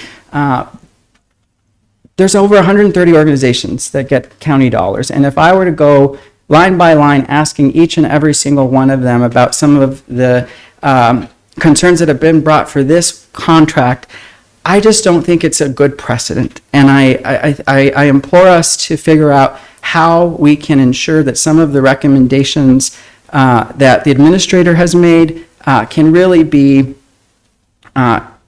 explored before we absolutely decimate a program that, in my opinion, is working. The way that this contract is brought forth right now as a proposal through the economic development team is different than our outside agency team. I have questions about what that means moving forward and how we are ensuring that there is some parity in that, because to my colleague from District 2's point, there are other organizations who have not had to go through the 3 memorandums of inquiries that we've had. And let me remind us the difference between the county and the city funding structure. Cities are dependent on sales tax and state shared revenue. That means that their budget goes like this every single year. And the flat tax passed by this state legislature just a few years ago has meant that cities and towns and their revenue is going like this. The county is funded through property taxes. Property taxes are stagnant in most cases. We weather those economic storms, and people's property is now worth more when the valuations come up. And so that's how we've been able to continue making investments across the board in our people and our nonprofits and our community. So to put the expectation that we would go to 40,000 or we would go to 20,000 to match what the city is doing means that there would be fewer students served. I refuse to accept that reality, and I look forward to supporting the motion. I feel convinced to just throw in one last little morsel. Sorry, I know that we try to keep moving, but I'm the first person in my family, and for a large swath of family, to graduate with a 4-year degree. And one of the things that means is that my parents were not able to help me do the search for college and to fill out the applications and think about where do I want to go and all of that labyrinth. We were fortunate enough to we had to hire somebody who could sit down and walk me through all of the paperwork that was necessary and think about where to go. Those roles, if I hadn't had that help, things would have been very different. So the support that needs to be there, I think often gets taken for granted without having, if you don't come from parents who understand what that process looks like, it's really hard to navigate. So I appreciate the work then that is done to hold kids by the hand, especially had it been done by a peer, would have been amazing. So the work is important. And I have lived the importance of that kind of work. So with that, all those in favor? Chair, sorry to interrupt. Oh. On the you mentioned splitting this into 2 votes. It's agendized as a contract vote. If there is a desire to put conditions on a vote of approval, that may be appropriate, but a separate vote is not agendized for the rest of the recommendations. Good point. All right. So we're going to have to bundle back into one vote. So Yeah, I'll withdraw my motion and then put forward a new motion that is to approve the contract for $122K and include the recommendations that the county administrator had outlined in the August 9th memo, I believe. Chair Allen, it's August 5th. August 5th memo that states, 1, develop a matrix of monthly, quarterly, annual reports and deliverables, including blah, blah, blah, blah, blah. 2, provide the board and supervisors with quarterly reports on the operations SAC beginning October 1st. And 3, schedule the requested amendment to Pima County Board Resolution for consideration of the September 8th Board of Supervisors meeting. Those recommendations, I think, bolster the transparency, accountability, communication, and start to get some of the paperwork alignment, right, for the new resolution for the name. So that is my new motion. Second. Seconded by And Administrator Lesher? Madam, can we, is it, I'm sorry, can we'll finish we had call to the public, which was the time to speak about it. I'm sorry, not right now. We can't do it without being in call to the public. Thank you. Seconded, discussion. Chair Allen. Go ahead, sir. Thank you, Chair Allen. Administrator Lesher, I want to commend you for being a strong champion of our partnership with the Southern Arizona Education Council and ensuring that these recommendations to ensure transparency and oversight are included in the recommendations. Is it not the case with this overarching contract of $122,000 that the county is also, if they're not compliant with some of these recommendations, this payment, question number 1 is this payment is not a lump sum, and so is that accurate? And number 2, if we see as a board that there are deficiencies in administering the recommendations that this board approves, how do you make that decision to not send the second, the third, or the fourth check? Does that question make sense? It does. Thank you, Chair Allen and Supervisor Cano. As we note in the recommendation, we are looking for the inclusion in this contract of very specific reporting requirements.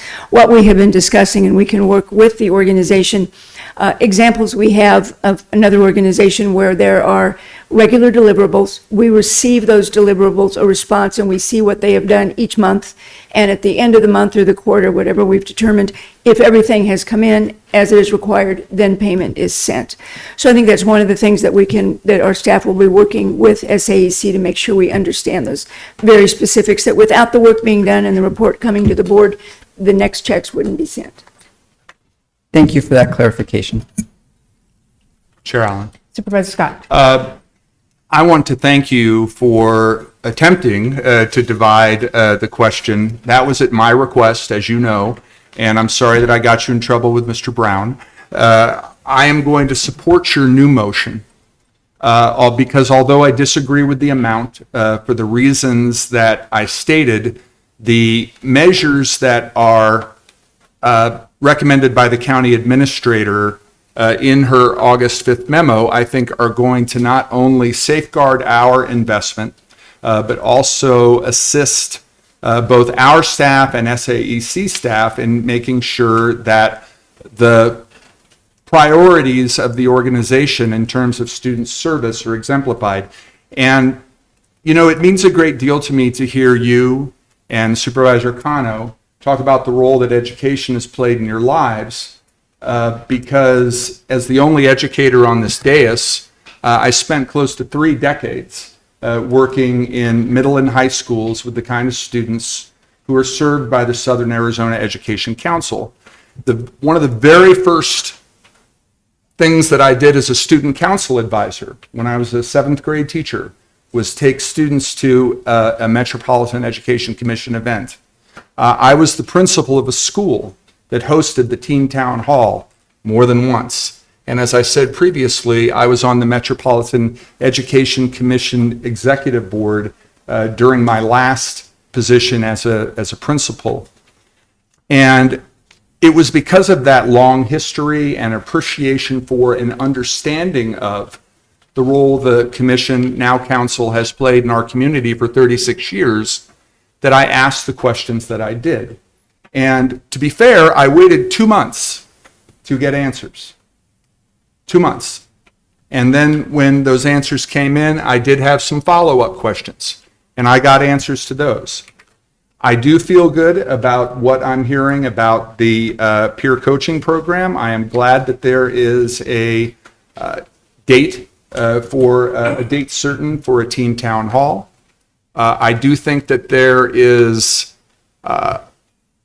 still a lot of questions that I have about the partnership with Santa Cruz County, but I know that we're taking that up on September 8th based on this motion, if it's approved. But I just want my colleagues to know, I asked these questions not to start up some kind of intra-party dispute that was essentially an extension of the legislative District 20 Democratic primary, nor did I want to make this a discussion about the person who, as Chair Allen pointed out, the SAAC board has appointed as their chief employee. We have no role in that. What I wanted to bring up were questions that I had about what was happening and what was not happening during the last contract year before we approved a new contract. I did that not only because of my past as an educator, my interest in the work of the commission, but it's because I have a fiduciary responsibility, as all of us do, when we're considering a contract, a six-figure contract. And yes, it's small compared to some of the other things that come before us, but I felt those questions were important to ask. And I appreciate Mr. Perez's responses, and I look forward to the work that the commission does. I'm sorry, I keep calling it the commission. The council does in the year to come. And Chair Allen, thank you for your new motion, which I will be pleased to support. Supervisor Christie. I keep listening to the discussions, listening to call to the public, listening to my colleagues, reading letters to my office from numerous citizens about this whole issue. And I know there's something missing here, and I think I put my finger on it. It's called common sense. There are so many red flags being waved in this whole process from the leadership of this organization that to me it is astounding that we can sit here and not raise those issues. Everything that points to dysfunction points to the way that the structure is created in this organization, and it starts at the top. The issue of sitting on the city council and putting excess funds from his predecessor and directing it to the same commission he's going to come back and sit as the executive director, from going down to Santa Cruz County and bringing them on board, and then they're not on board, but yet keeping a name that includes them. All of these issues, I think, show that there is something inherently wrong with the structure of this organization. And it starts at the top. We can't proceed, and with my colleagues saying that it's only $122,000, or we have a fiduciary relationship with the community to make sure that everything is being spent properly. $122,000 is still taxpayer money, and we have to look at how it's being spent and who is spending it and what leadership is behind it. Until the leadership and until the inherent structure of this organization is dismantled and started over, if indeed it even needs to be, then we must really look at what we're doing as far as our responsibility to the taxpayers. This whole thing stinks to high heaven. There's flags and signals that are saying so, and I just can't understand why my colleagues aren't more concerned about how taxpayer money is being spent and where the money is going and who's in charge of it. Thank you, Madam Chair. All those in favor?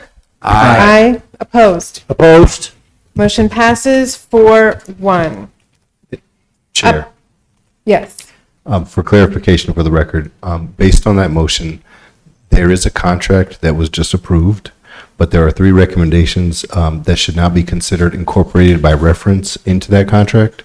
Our office will make those changes, but so the version that's in the agenda was not the version that was just approved. It's the version based on the motion that includes those 3 recommendations, and we'll submit those changes to the board office. Thank you. Thank you.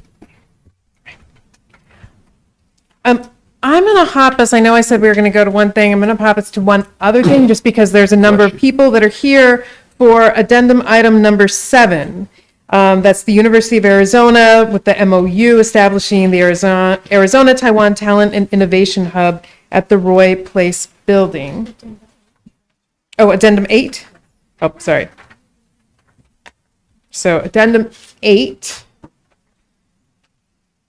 I will move the item.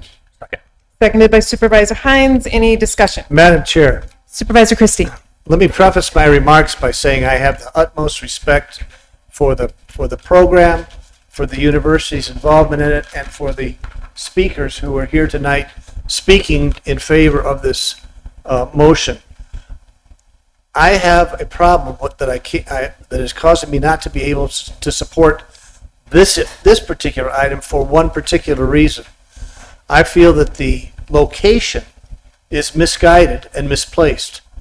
The Roy Place building is not being utilized now. It is in a very highly attractive area for development.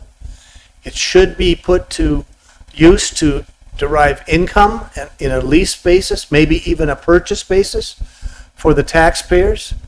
I have no problem with the connection between Taiwan and the educational elements and the innovative elements of it. I think is terrific.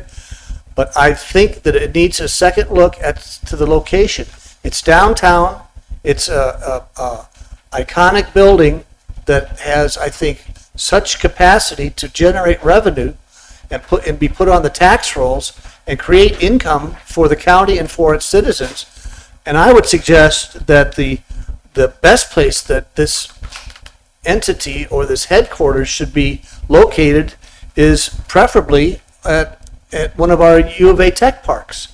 It makes sense to put something of this technical, innovative nature in one of our tech parks rather than a building downtown that could be generating income and revenue for the taxpayers of Pima County. I would hope that, I'm certain that this is going to pass as presented, but I would hope that perhaps the leaders behind this and at the university would consider putting it in a more opportune place to grow and to enhance the whole ethos of what they're trying to do, rather than putting it downtown in a location that could be put on the tax rolls and be generating revenue. So I respect the folks that talked tonight. They're friends of mine. I laud the efforts that they're doing. I just feel that the location is wrong and that it would be better located at a tech park. And we have beautiful tech parks. As a matter of fact, there's one in District 4. So I won't be able to support this based on where the location is. Not the project, not the connection with the innovation, but the location. Thank you, Madam Chair. Chair Allen, Supervisor Cano. I have an inquiry and a question of the administrator. Or an inquiry, and then I'm going to make a statement. Administrator Lesher, is it not the case already that your office is exploring the best way to limit our footprint downtown and to look for avenues to bring in additional revenues with our existing properties? Chair Allen, Supervisor Connor, yes, we have been spending a couple years looking at how we can reallocate, or how we use space differently, and how we can combine facilities so that we can get out of leases on some buildings, or those we own we could sell if necessary. So yes, sir. So for the folks watching at home, the county is already looking for ways to reduce our footprint in the downtown area that can encourage public-private partnership, that can get properties that don't need to be on the county's tax roll into the private sector. That's a good thing because it'll mean efficiency. It'll mean us being a lot smarter about the space that we are using. Second, welcome to our partners in Taiwan, to District 5, and the opportunity for us to continue to look for ways to grow our footprint downtown and to ensure that public-private partnerships, especially with our academic institutions, be a core focus of our economic development as a county and as a region. I have seen partnerships like this work in other communities, particularly in Phoenix, attending Arizona State University and seeing that downtown campus when it was just starting, when it was completely brand new, when the dorms were being built, and now it is a state-of-the-art extension of higher education, of economic development, and I believe very strongly in our partnership between our county economic development team, our academic institutions, but most importantly to the people of Taiwan who have invested, particularly in one county, very heavily. I am eager to get some of those resources down to our county, the second largest county, because it's good economic development, it's good international relations, and more than anything, it's an exciting opportunity for return on investment to the taxpayers. Thank you. Supervisor Hines. Thank you. And excellent comments from my colleague from District 5 as well. I would say, having been to Taiwan, and I will be going back tomorrow actually, the details matter. Where, especially for this first building, this effort, details matter very, very much. Heck, when they didn't have my title right on a couple of cards, people freaked out, right? So it is important that we make a statement, not just by saying, yes, we're going to partner with U of A and the county and blah, that's great, but doing it in a place where it's literally across the street from the seat of our county government and right next to City Hall and right next to the court and in a very prominent central location. And there will be so many more uses, amazing uses for the tech parks in District 4 and in other districts. Do not worry, because not only will this be the start of a great relationship with NYCU, but also we have an exchange. I think it's 20 students, right? Anyway, but we already have an exchange going on with NSYSU, 20 students coming here, I think right now, and then going there from U of A. And that university is actually in Kaohsiung, which is our sister city now. So I think anywhere we can, the semiconductor adjacent ecosystem that is driven, of course, by the critical mass that is TSMC up in North Phoenix, is going to bring, I believe, a tremendous amount of economic benefit and innovation, and so many benefits to the state and Southern Arizona and the nation. So I'm happy that it's going to be that this relationship, this initial entity is going to be right here downtown, across the street from us. I have a sort of related, unrelated request, I think, of the administrator. And it is, we have been trips to Taiwan, we've signed a few MOUs, looking at this MOU for the use of the Roy Place and the Talent and Innovation Hub, and a lot of talk around the sort of semiconductor adjacent ecosystem. I would love a memo that breaks that down a bit more. I feel like there's a lot of terms that are used that that are unclear, and I would benefit from, and I think the public could benefit from understanding, sort of what it is that we are, what are the steps that we are taking? What are we moving into? And while we may not know, and the relationship is evolving, I think we can have some anticipation of both the industry and kind of the path that we are building step by step. Because what I don't want to happen is that we take one small step, a small step, a small step, and then we arrive somewhere without seeing the big picture from the outset. I don't know if that's enough information. Okay, thank you. And Chair Allen, Supervisor Connell. Really quick with Administrator Lesher, because I think it's really important for this to be a unanimous vote to send a good economic development message to the people of Taiwan.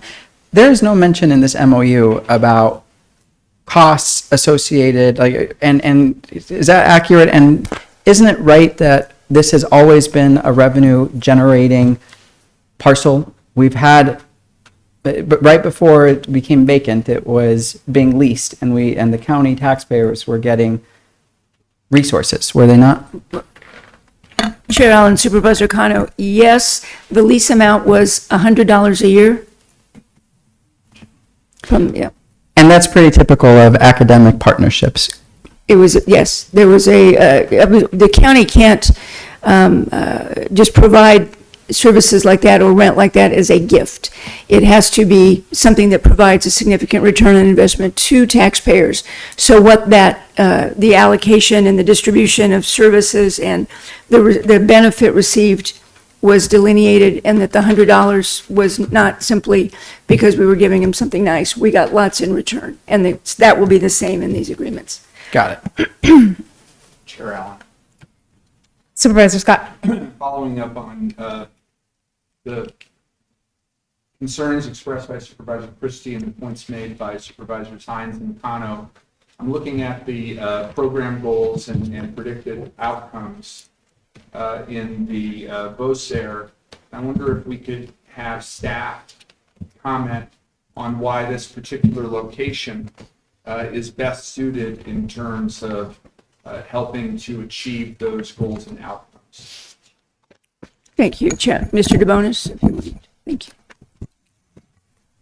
Chair Allen and Supervisor Scott, I think as was noted, this is a central location in downtown Tucson. It's adjacent to other key partners that the county has in the work that we're doing from an economic development standpoint and just from a community support standpoint. And so when you look at the confluence of Pima County government, the city of Tucson, the Rio Nuevo district, the University of Arizona, and proximity and connectivity to the university by the modern streetcar, we have other major employers in the downtown community. So when you look at Hexagon having their national headquarters here in Tucson, we have also others in the community. Tucson Electric Power is located in the downtown area.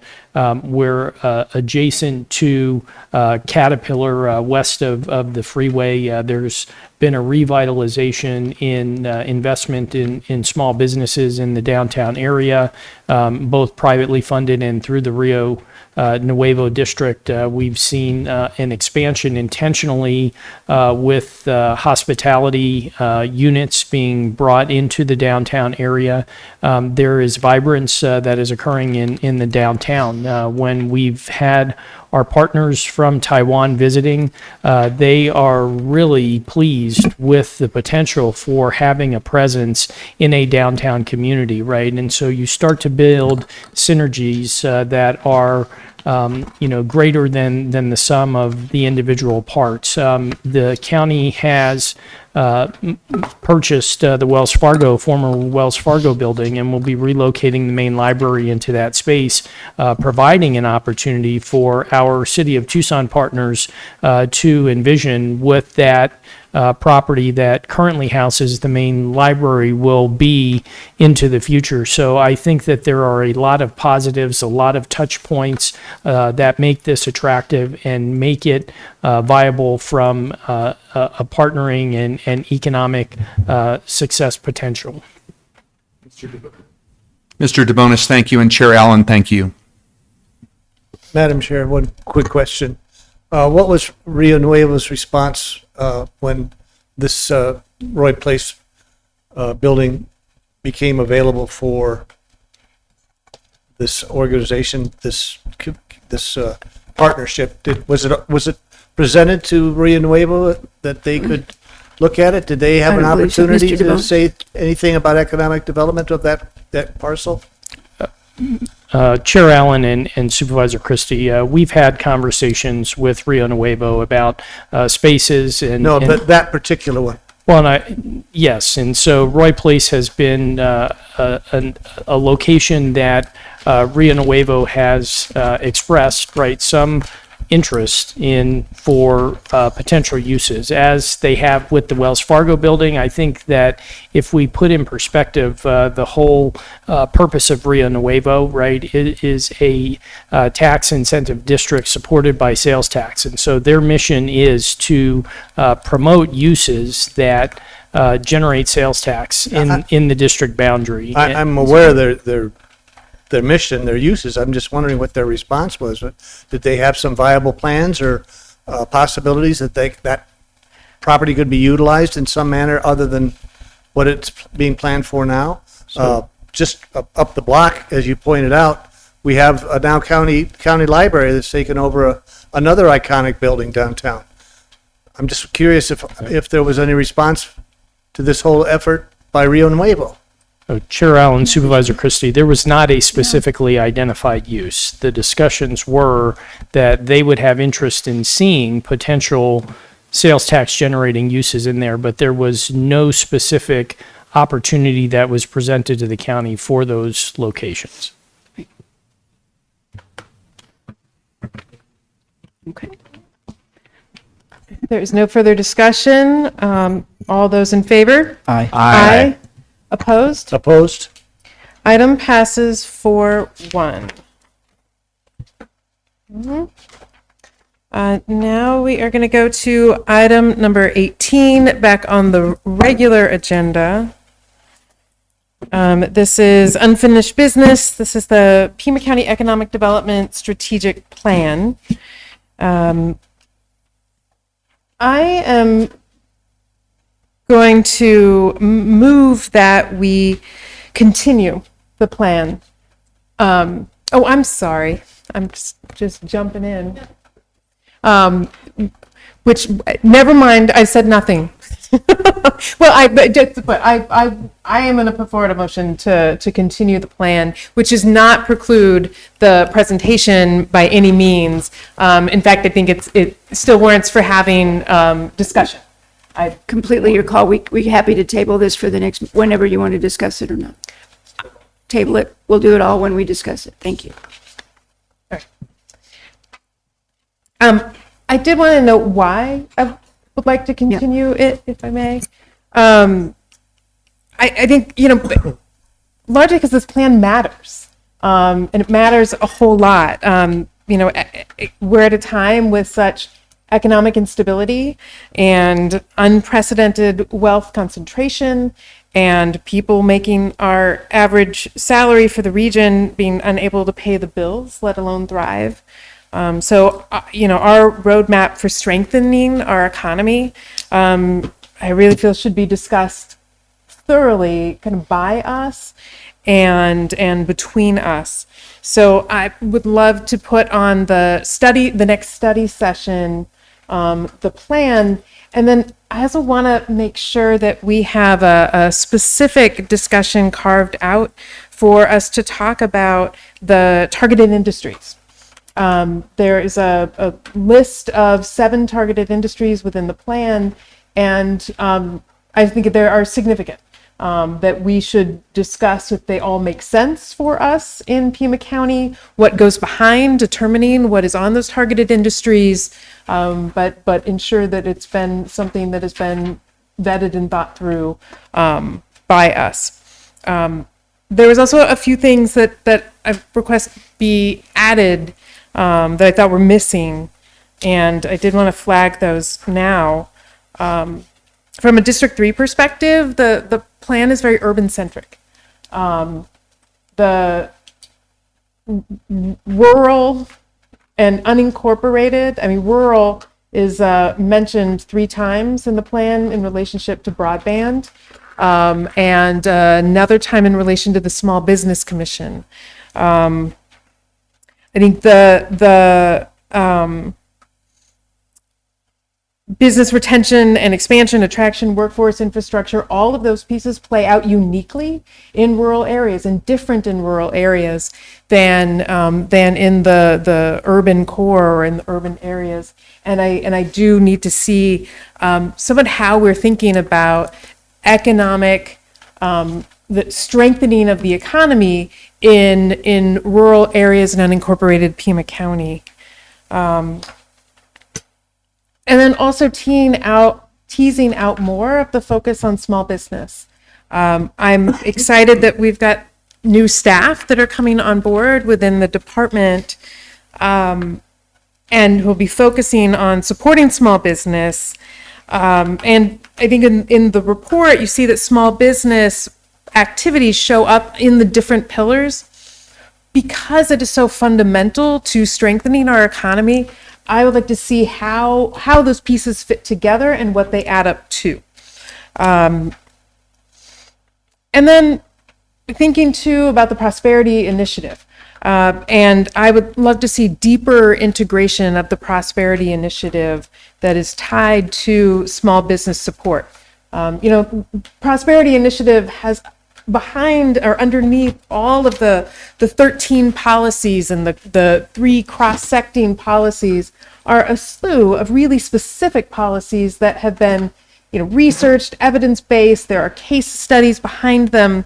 And in the small business context, there's outlines of regional loan funds, loan loss guarantee programs. There's building purchase assistance for entrepreneurs, capital provider collaborations. And so there's like creative things that are outlined in Prosperity. And I would love to see how some of those pieces that we have approved from Prosperity are showing up. Some innovative approaches, creative approaches, evidence-based approaches that support small business growth. There's a few other things. I noticed that the KPIs, the key performance indicators, are not finalized. I think there's a list, and it says that they might be drawn from that list. KPIs should reflect what we think matters, right? We should be looking for indicators for the things that are important to us and assessing progress towards them. They reflect, kind of where we want and need to see economic progress, and they help us assess if we're on the right path or if course correction is needed. So I just would need to see those defined, I think, before being able to approve a plan. And then not everyone loves a logic model, but there is a page that talks about a logic model. They have some value, but it's not what the page on the logic model, that's not it's not done. A logic model sort of maps out how programs will have the impacts and the outcomes that the various activities of that program are going to achieve.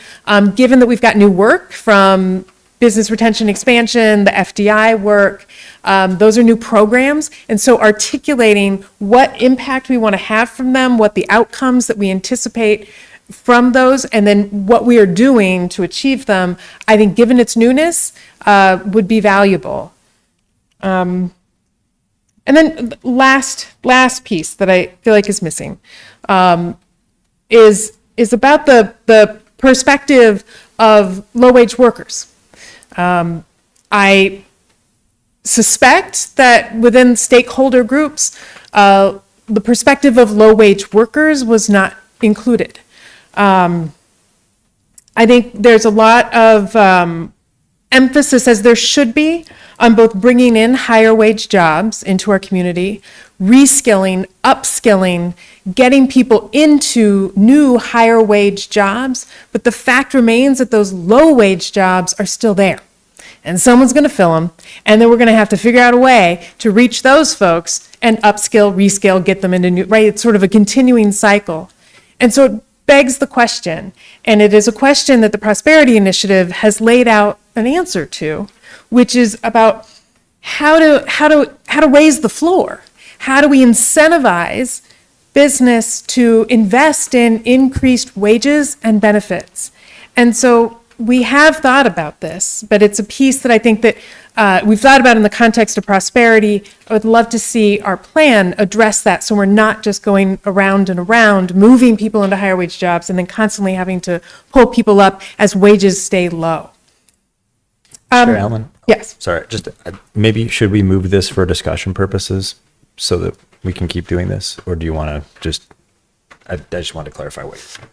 Or do I just want to keep talking? That was actually my last point. Prerogative of the chair. You can talk as long as you want. I just wanted to make sure we're not getting in trouble with Sam Brown or, I had moved to continue the item. Was it a motion? Sorry. I thought I did it as a motion. You did, but then you were explaining the motion. Yes. And other. Yes. Chair Allen, to what date? The September 22. Second. Seconded by Supervisor Kano. Chair Allen, just to clarify your motion. So you are moving to continue item number 18, which is the adoption of the strategic plan to September 22nd. But then in your discussion, you also spoke about adding the economic development strategic plan to a study session. Did you want that also on September 22nd or on September 8th?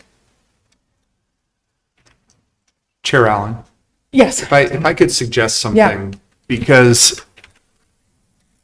just the items that you want to discuss, I think could take up a significant part of a study session. I think there would be value in having the plan as the sole agenda item for a September 8th study session. And then it could be taken up again for consideration on the 22nd, if that was acceptable to you, and to the agenda committee, because I know that you have to discuss that with them. Chair Allen. Supervisor Kano.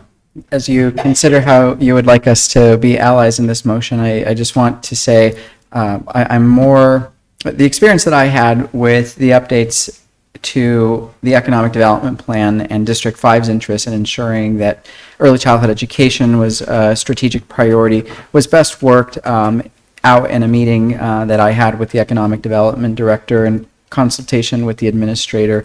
I don't love everything in this plan, but the framework is there that I would feel comfortable supporting it today.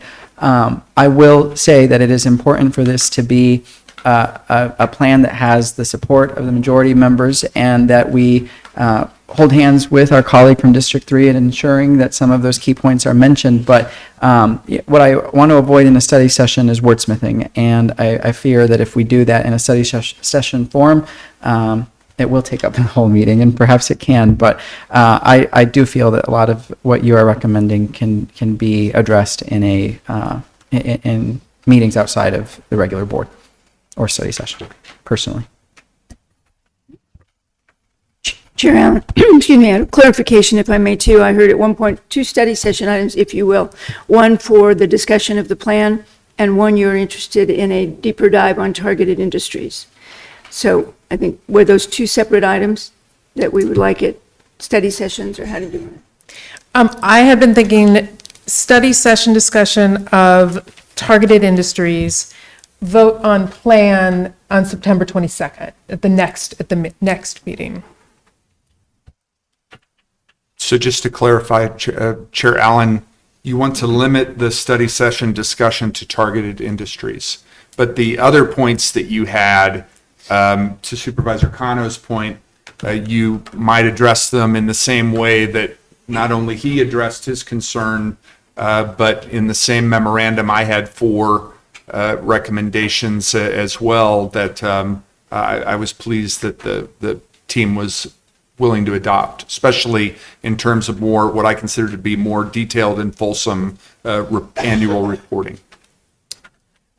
So how about this? How about we have the presentation and study session, an explicit conversation, discussion around the targeted industries, and then and if there are other discussion pieces, then we've had the presentation. So just in terms of agendization, it is open for other discussion because of the presentation. In both study session and the 22nd. In study session, and then the 22nd we're back up for a decision on the plan. Okay. Just to clarify. Oh, sorry. And I'm sorry, Supervisor Hines. And then just to clarify, and I appreciated the discussion. This would be the study session on the 8th. We wouldn't have anything else because if we do, we're never going to get through this. Chair Allen, Supervisor Scott, I think the last I looked, we have at least 7 items, 6 or 7 items on study session at this point. But it's your agenda. They are proposed. We can certainly, the agenda committee can look at what it wants to move to other meetings. I have prepared remarks, which I will not deliver because we are not going to. I never have prepared remarks. See? This is what he was doing earlier. It's a long plane ride. Yeah, really. Yeah. Let me print stuff up. Okay, never mind. Yeah, so. Chair Allen and board, just so you guys are aware, one of the items on study session for September 8th is an executive session. Oh, Sam.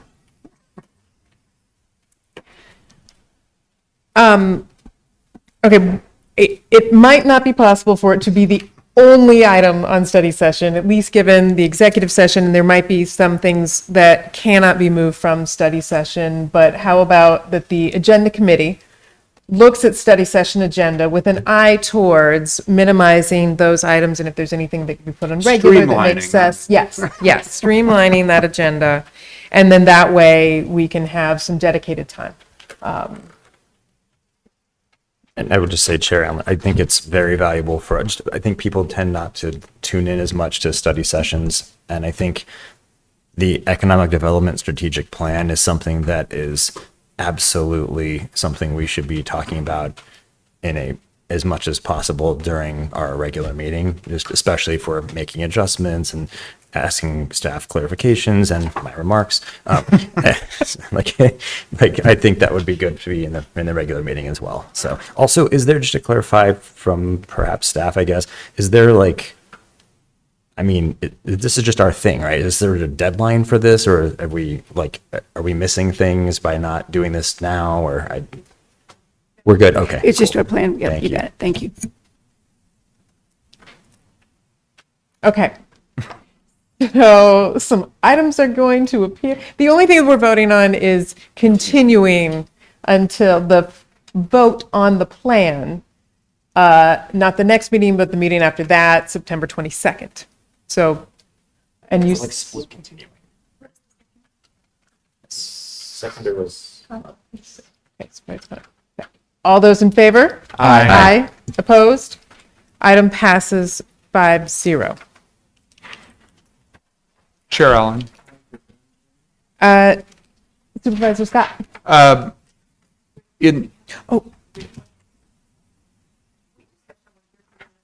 I'm sorry, Ms. Lesher. Go ahead, Chair Allen. We are going to move to regular agenda item number 14. This is the hearing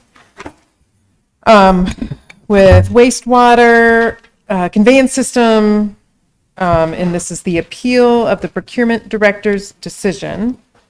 We have a speaker. Oh, in case there are questions. Okay.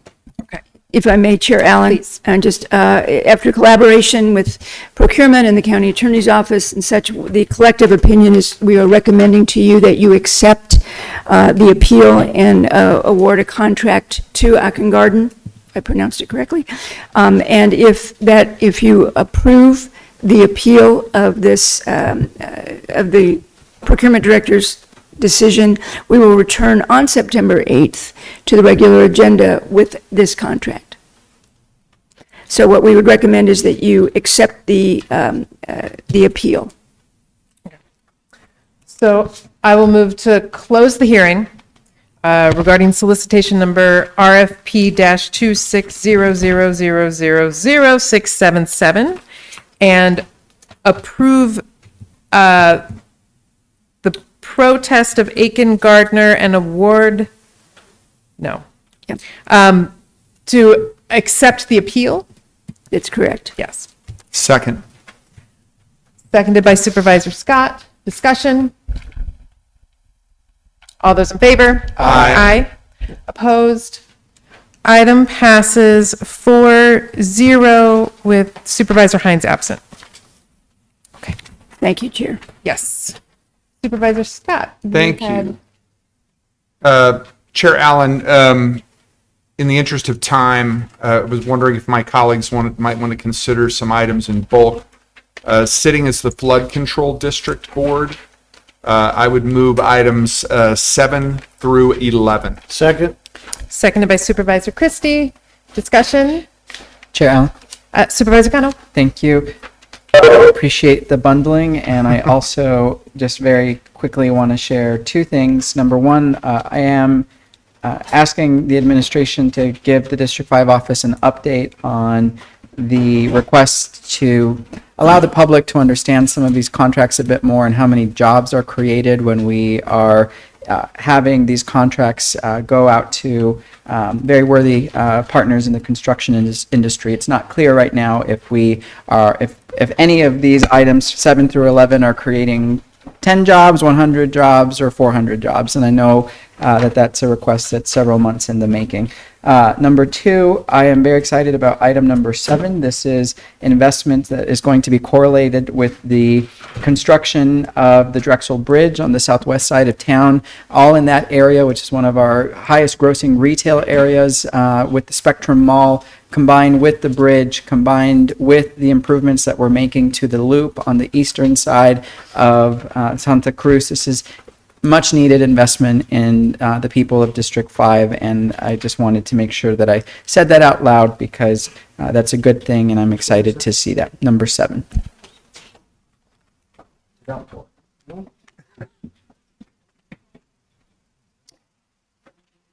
I'm good. All those in favor? Aye. Opposed? Items pass 4-0. Supervisor Christie. Would the board consider addressing items that for the hearing, items 12 and 13?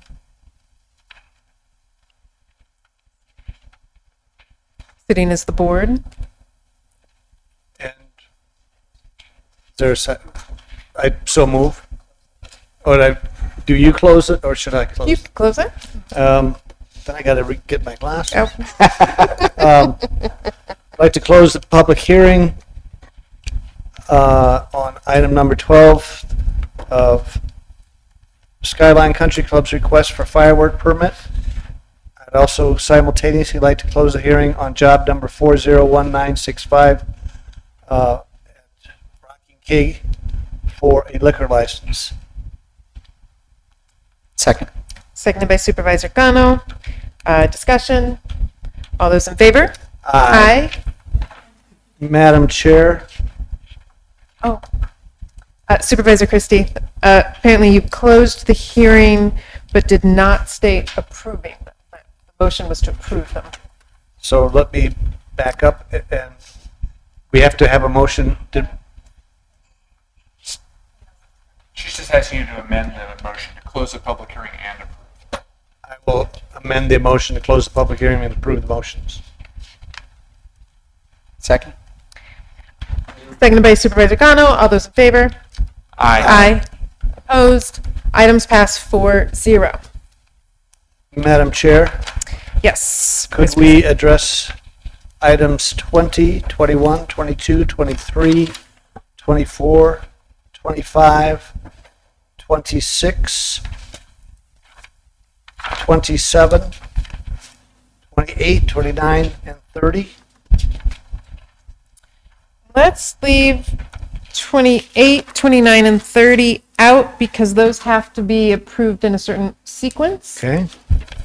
I'll amend my motion to remove 28, 29, and 30 and approve 20, 21, 22, 23, 24, 25, 26, and 27. I'll second. Question for the clerk on the elections on 20 through 24. Can we bundle those? Okay. Read the resolution numbers for each of them. Last time I bundle anything around here. Famous last words. Yeah. Okay, on item 20, Madam Chair, I'd like to approve the resolution number 2026-46, canceling the election for the Green Valley Domestic Water Improvement District. Can I do it all at once? I'd like to further move to close Resolution 2026-47 and approve the canceling of election of the Marana Domestic Water Improvement District. I'd like to move also I'd like to move also the resolution number 2026-48, canceling the district board members of the Metropolitan Water Improvement District. I'd like to move also that we approve resolution number 2026-49, canceling the election of district board members for the Mount Lemon Domestic District. I'd like to move that we close resolution number 2026-50, canceling the election of district board members of the Y Domestic Water Improvement District, the cancellation of the uncontested fire, water, and health district elections, agenda item number 25. Do I need to read that one? No. So I'll move those items on the water improvement district and include 25, 26, 27. Second. Seconded by Supervisor Cano. Discussion. Chair Allen, Supervisor Cano. I just want to make my point again about how many jobs are we creating with item number 7. This is a $35 million contract, and the taxpayer should know how many jobs are included in that contract. Okay, all those in favor? Aye. Opposed? Items pass 5-0. Chair Allen, Yes. continuing with this bundling venture, would like to move on the addendum items 6 and 7, and also items 9, 10, 11, and 12. Second. Seconded by Supervisor Cano. Discussion. All those in favor? Aye. Opposed? Items pass 5-0. Madam Chair, Yes. I'd like to make a motion to approve the consent calendar except for pulling item number 2. Second. Discussion. All those in favor? Aye. Opposed? Items pass 5-0. Item number 2. I'll move, Supervisor Cano? Yes, I'll move the item. Second. Seconded by Supervisor Hines. Discussion. All those in favor? Aye. Aye. Aye. Opposed? Opposed? Item passes 4-1.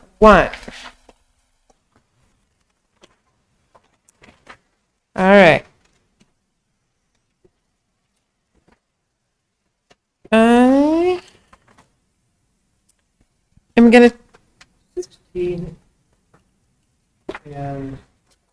and 17. I think those are the last 2. And then that 28, 29, 30, the Ajo Airport improvements are there. Oh, right, and then there are a few there too. Okay, so I'll take up 16. This is a quick update on the county administrator hiring process. So this is basically just a reminder of some of the key dates that we have pinned down or on calendars. The recruitment remains open, and our recruiter from Slavin Management Consultants is continuing to collect applicant information. We have scheduled on September 22nd an executive session. The recruiter is going to provide semifinalist report to the board members. There can be up to 8. We're thinking up to 8 semifinalists. On September 30th, we have a virtual in-person interviews of semifinalists by the search committee.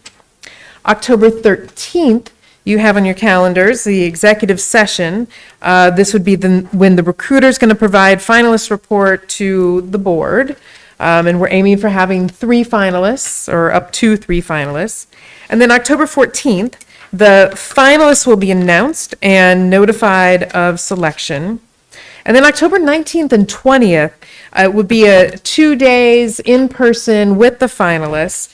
We're planning events for the finalist candidates over that 2-day period to include some interaction with the directors, employees, community members. And then on the 20th, we have on our calendars an executive session. It's a special meeting from 1 to 6 or 1 to 5, and that'll be finalist interviews with the board. And then we expect to make a decision as a board on either October 20th, on the day in which we conduct those interviews, the final interviews, or it could be October 27th. So that's what we've got ahead of us. All right. Chair Allen. Yes, Supervisor Scott. Could I request that the clerk's office send those dates to district offices? Thank you. Moving on to 17. This is protecting the public trust. Resolution. County Administrator, would you provide? Sure. Thank you very much. Chair Allen and members of the board, this is a resolution that we're bringing forward to the board to, bottom line is protect the public trust, prohibiting county employees from using any non-public information for any kind of profit. Particularly what we're seeing more and more of these days, unfortunately, is in the predictive markets, where people are betting on anything these days. And what people are starting to do at all levels is make sure that we are not only preventing any conflict of interest, that we're protecting confidential information. We hope that this is providing clear rules for employees so people know that path forward. We are hoping to maintain that public confidence, and then finally looking at, this is consistent with what other counties, cities in the state are doing, as well as I believe parts of the federal government, just to ensure that we don't have any lack of clarity about what people can and can't do with the non-public information to which they might be accessed. Thank you. I will move the item. Second. Seconded by Supervisor Hines. Any further discussion? And all those in favor of approving resolution number 2026-45? Aye. Aye. Opposed? Item passes 4-0. Thank you. Moving on, will take us to items 28, 29, and 30. 29 and 30 need to be approved prior to 28. So we are going to take up 29 and 30. So 29 is the acceptance of a grant from the Department of Transportation, FAA, for some infrastructure improvements at the Ajo Airport. I will move the item. Seconded by Supervisor Hines. Discussion? All those in favor? Aye. Aye. Opposed? Item passes 4-0. Item 30 is similarly acceptance of a transportation-related grant, FAA, Ajo. I will move the item. Second. Seconded by Supervisor Hines. Discussion? All those in favor? Aye. Aye. Opposed? Item passes 4-0. Now to item 28. This is to provide for, again, the Eric Marcus Municipal Airport in Ajo, for Havix Court. I will move the item. Second. Seconded by Supervisor Hines. Any discussion? All those in favor? Aye. Aye. Opposed? Item passes 4-0. And I will just note a thanks to Anna Steiner. She is the first manager of the Eric Marcus Municipal Airport, which is owned and operated by Pima County, for getting these grants to revitalize the airport, totaling more than $830,000. And as she has noted, these improvements not only increase safety at the airport, but are also part of Western Pima County's economic development plan that has been developed by different entities out in that area. So glad to see those come in and be approved by my colleagues. Moving on to what is left of the addendum, we have addendum item number 2. This is the 2027 legislative agenda addition submitted by District 2. Yes, thank you. And for my colleague's request, I put this in a memo, 2, not 3 or 1. I don't remember what I said last time, but this, we've talked quite a bit about constables, the antiquated system of the constabulary, and frankly the JP system as well. I've talked about this so much with Michael Rossi. I think even back when I was a legislator, even, and like these are not constitutional things. We, the counties, I think Graham County still doesn't have one. Sorry, we outed them, but they still do not have an elected constable in Graham County for 60 plus years. They just never did it, but they're supposed to according to statute. We would, I think, benefit greatly. I think each county needs to just have the ability to make decisions on their own. Do we want one constable and one JP per JP district? Do we want to decide maybe we just want one constable for the entire county and we don't need any others, and we're just going to hire a bunch of deputy constables to do things that have to be like post-certified, unless our other items work. So this first one is basically just giving counties like more flexibility, whatever that is, if a shall becomes a may, or however within the statutes that Mr. Rossi and his team can effectively make this happen. I understand that a lot of legislators look to themselves as constables in waiting or JPs in waiting for the retirement benefits, which is just not a great way to run a railroad. So that is the first one. Happy to hear everyone's thoughts about that. And the second just occurred to me since I just realized the first time I ran for office was in 2006. So 20 years ago, like we were doing flood irrigation just about the same then as we are now.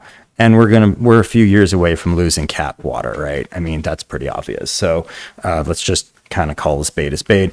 And this, to some degree, this phase out of agricultural flood irrigation and conversion of our ag industry into more water efficient irrigation systems, this has been a known thing for a long time. But making this a priority, especially because Pima County is going to be really particularly screwed without cap water eventually here soon, I think this needs to be on our list of things to talk about. There is a fund, I believe federal dollars. There's some funds that are available to help. This is a voluntary thing at this point. We need this to become nope. This is going to be phased out over 3 years, 4 years, 5 years. The technology's been around for decades to change to a much more efficient way to water. 72% of our water is used in Arizona for agricultural purposes, which is fine, but the humans need a little bit too, especially with the cap water going away. So I think putting this on paper and saying, hey, we, Pima County, really need you to help, the legislation needs to start looking at some real ways to do this, to do some more water conservation. We could even add, if people want, we could even say, and let's make the upper basin states have to do more conservation like we do. But I feel like, this is definitely an obvious thing that we can do with our agricultural industry that we can do right now. And they've already been discussing right now. So I'd love to hear my colleagues' thoughts on either or both of these. Benny. I am curious what you know about the discussions that have been going on about the second agenda item around the phasing out flood irrigation and switching to more water efficient systems. According to Mr. Rossi, there are funds available for farmers who want to like use those resources and then kind of voluntarily go into like a more targeted, much more efficient form of irrigation. There are two different ones that would work perfectly well for most of our uses in the state. There has been a working group for a number of years. So this isn't just out of the blue, like what the heck is Pima County even thinking? There has been some work to this effect, but it hasn't gotten, well, maybe now with the cap water changes, it will get more legs, but it hasn't gotten to the point where I've not heard of any, as a legislator myself, or recently, I don't know, maybe my colleague from District 5 would know, but I don't know of anything actually being proposed like this, like some sort of a very realistic thing we're going to have to consider doing if we want to continue watering humans, not just plants. So.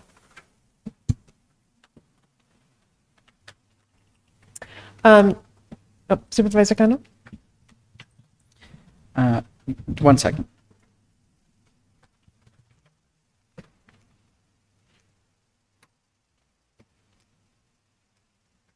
All right, Administrator Lesher, my hope is that you are working with Mr. Rossi on kind of the formatting of these recommendations. When we considered other recommendations from District 2 at our last meeting or the meeting prior. What I was just trying to explain is that I believe that the recommendations that make most sense to be added to the legislative agenda are the bolded words in the recommendation, not the discussion portion.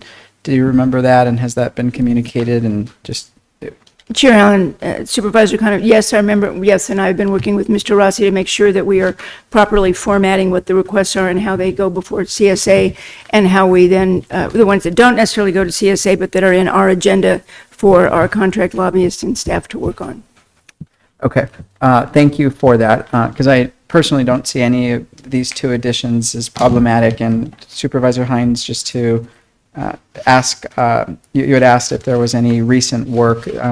Something that I helped negotiate with Governor Ducey actually was short-term water conservation grants for municipalities, tribes, and jurisdictions throughout our state through the Water Infrastructure Finance Authority. And I would really just, that was a $150 million investment. I think that's probably how I would put the tie between your recommendation and what we need to do. The legislature actually over the last 3 years, there was $1 billion fund for the big water desal, and then it was for the shorter term funds, that 150.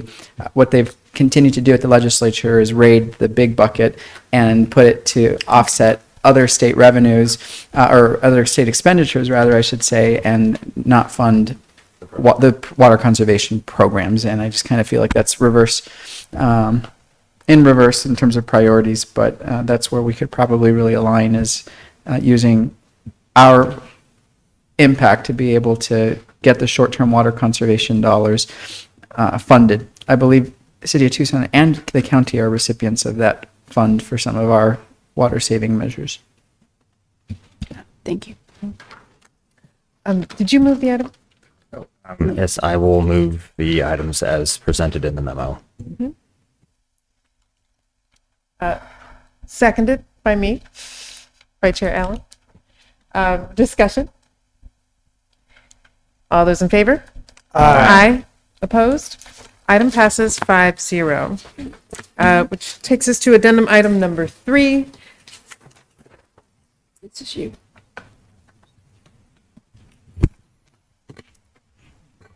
Mr. Brown? Chair, Supervisors, this agenda item was connected to the executive session, and I believe there's a motion. There is. I will move to join a lawsuit related to the OMB proposed rule. Second. Seconded by Supervisor Hines. Any discussion? All those in favor? Aye. Opposed? Opposed? Motion passes 4-1. And then, let's see, did we take up item 4 in the bundle? No. Okay. 4 and 5, okay. Then addendum item number 4, I will move to approve resolution number 2026-51. Second. Seconded by Supervisor Hines. Discussion. All those in favor? Aye. Opposed? Item passes 5-0. Item number 5, I will move to approve resolution number 2026-52. Second. Seconded by Supervisor Hines. Discussion. All those in favor? Aye. Opposed? Motion passes 5-0. Item number 6, I will move the item. Second. Seconded by Supervisor Hines. Discussion. Chair Allen. Oh, Didn't we bundle that? that was Yeah, bundled. okay. Okay. That was in the bundle? It was. Then We're done. we're all done. Well then, all right. Well done. We are adjourned. Take care. You got it all out. Yes. You know, I mean, blood irrigation. let me tell you.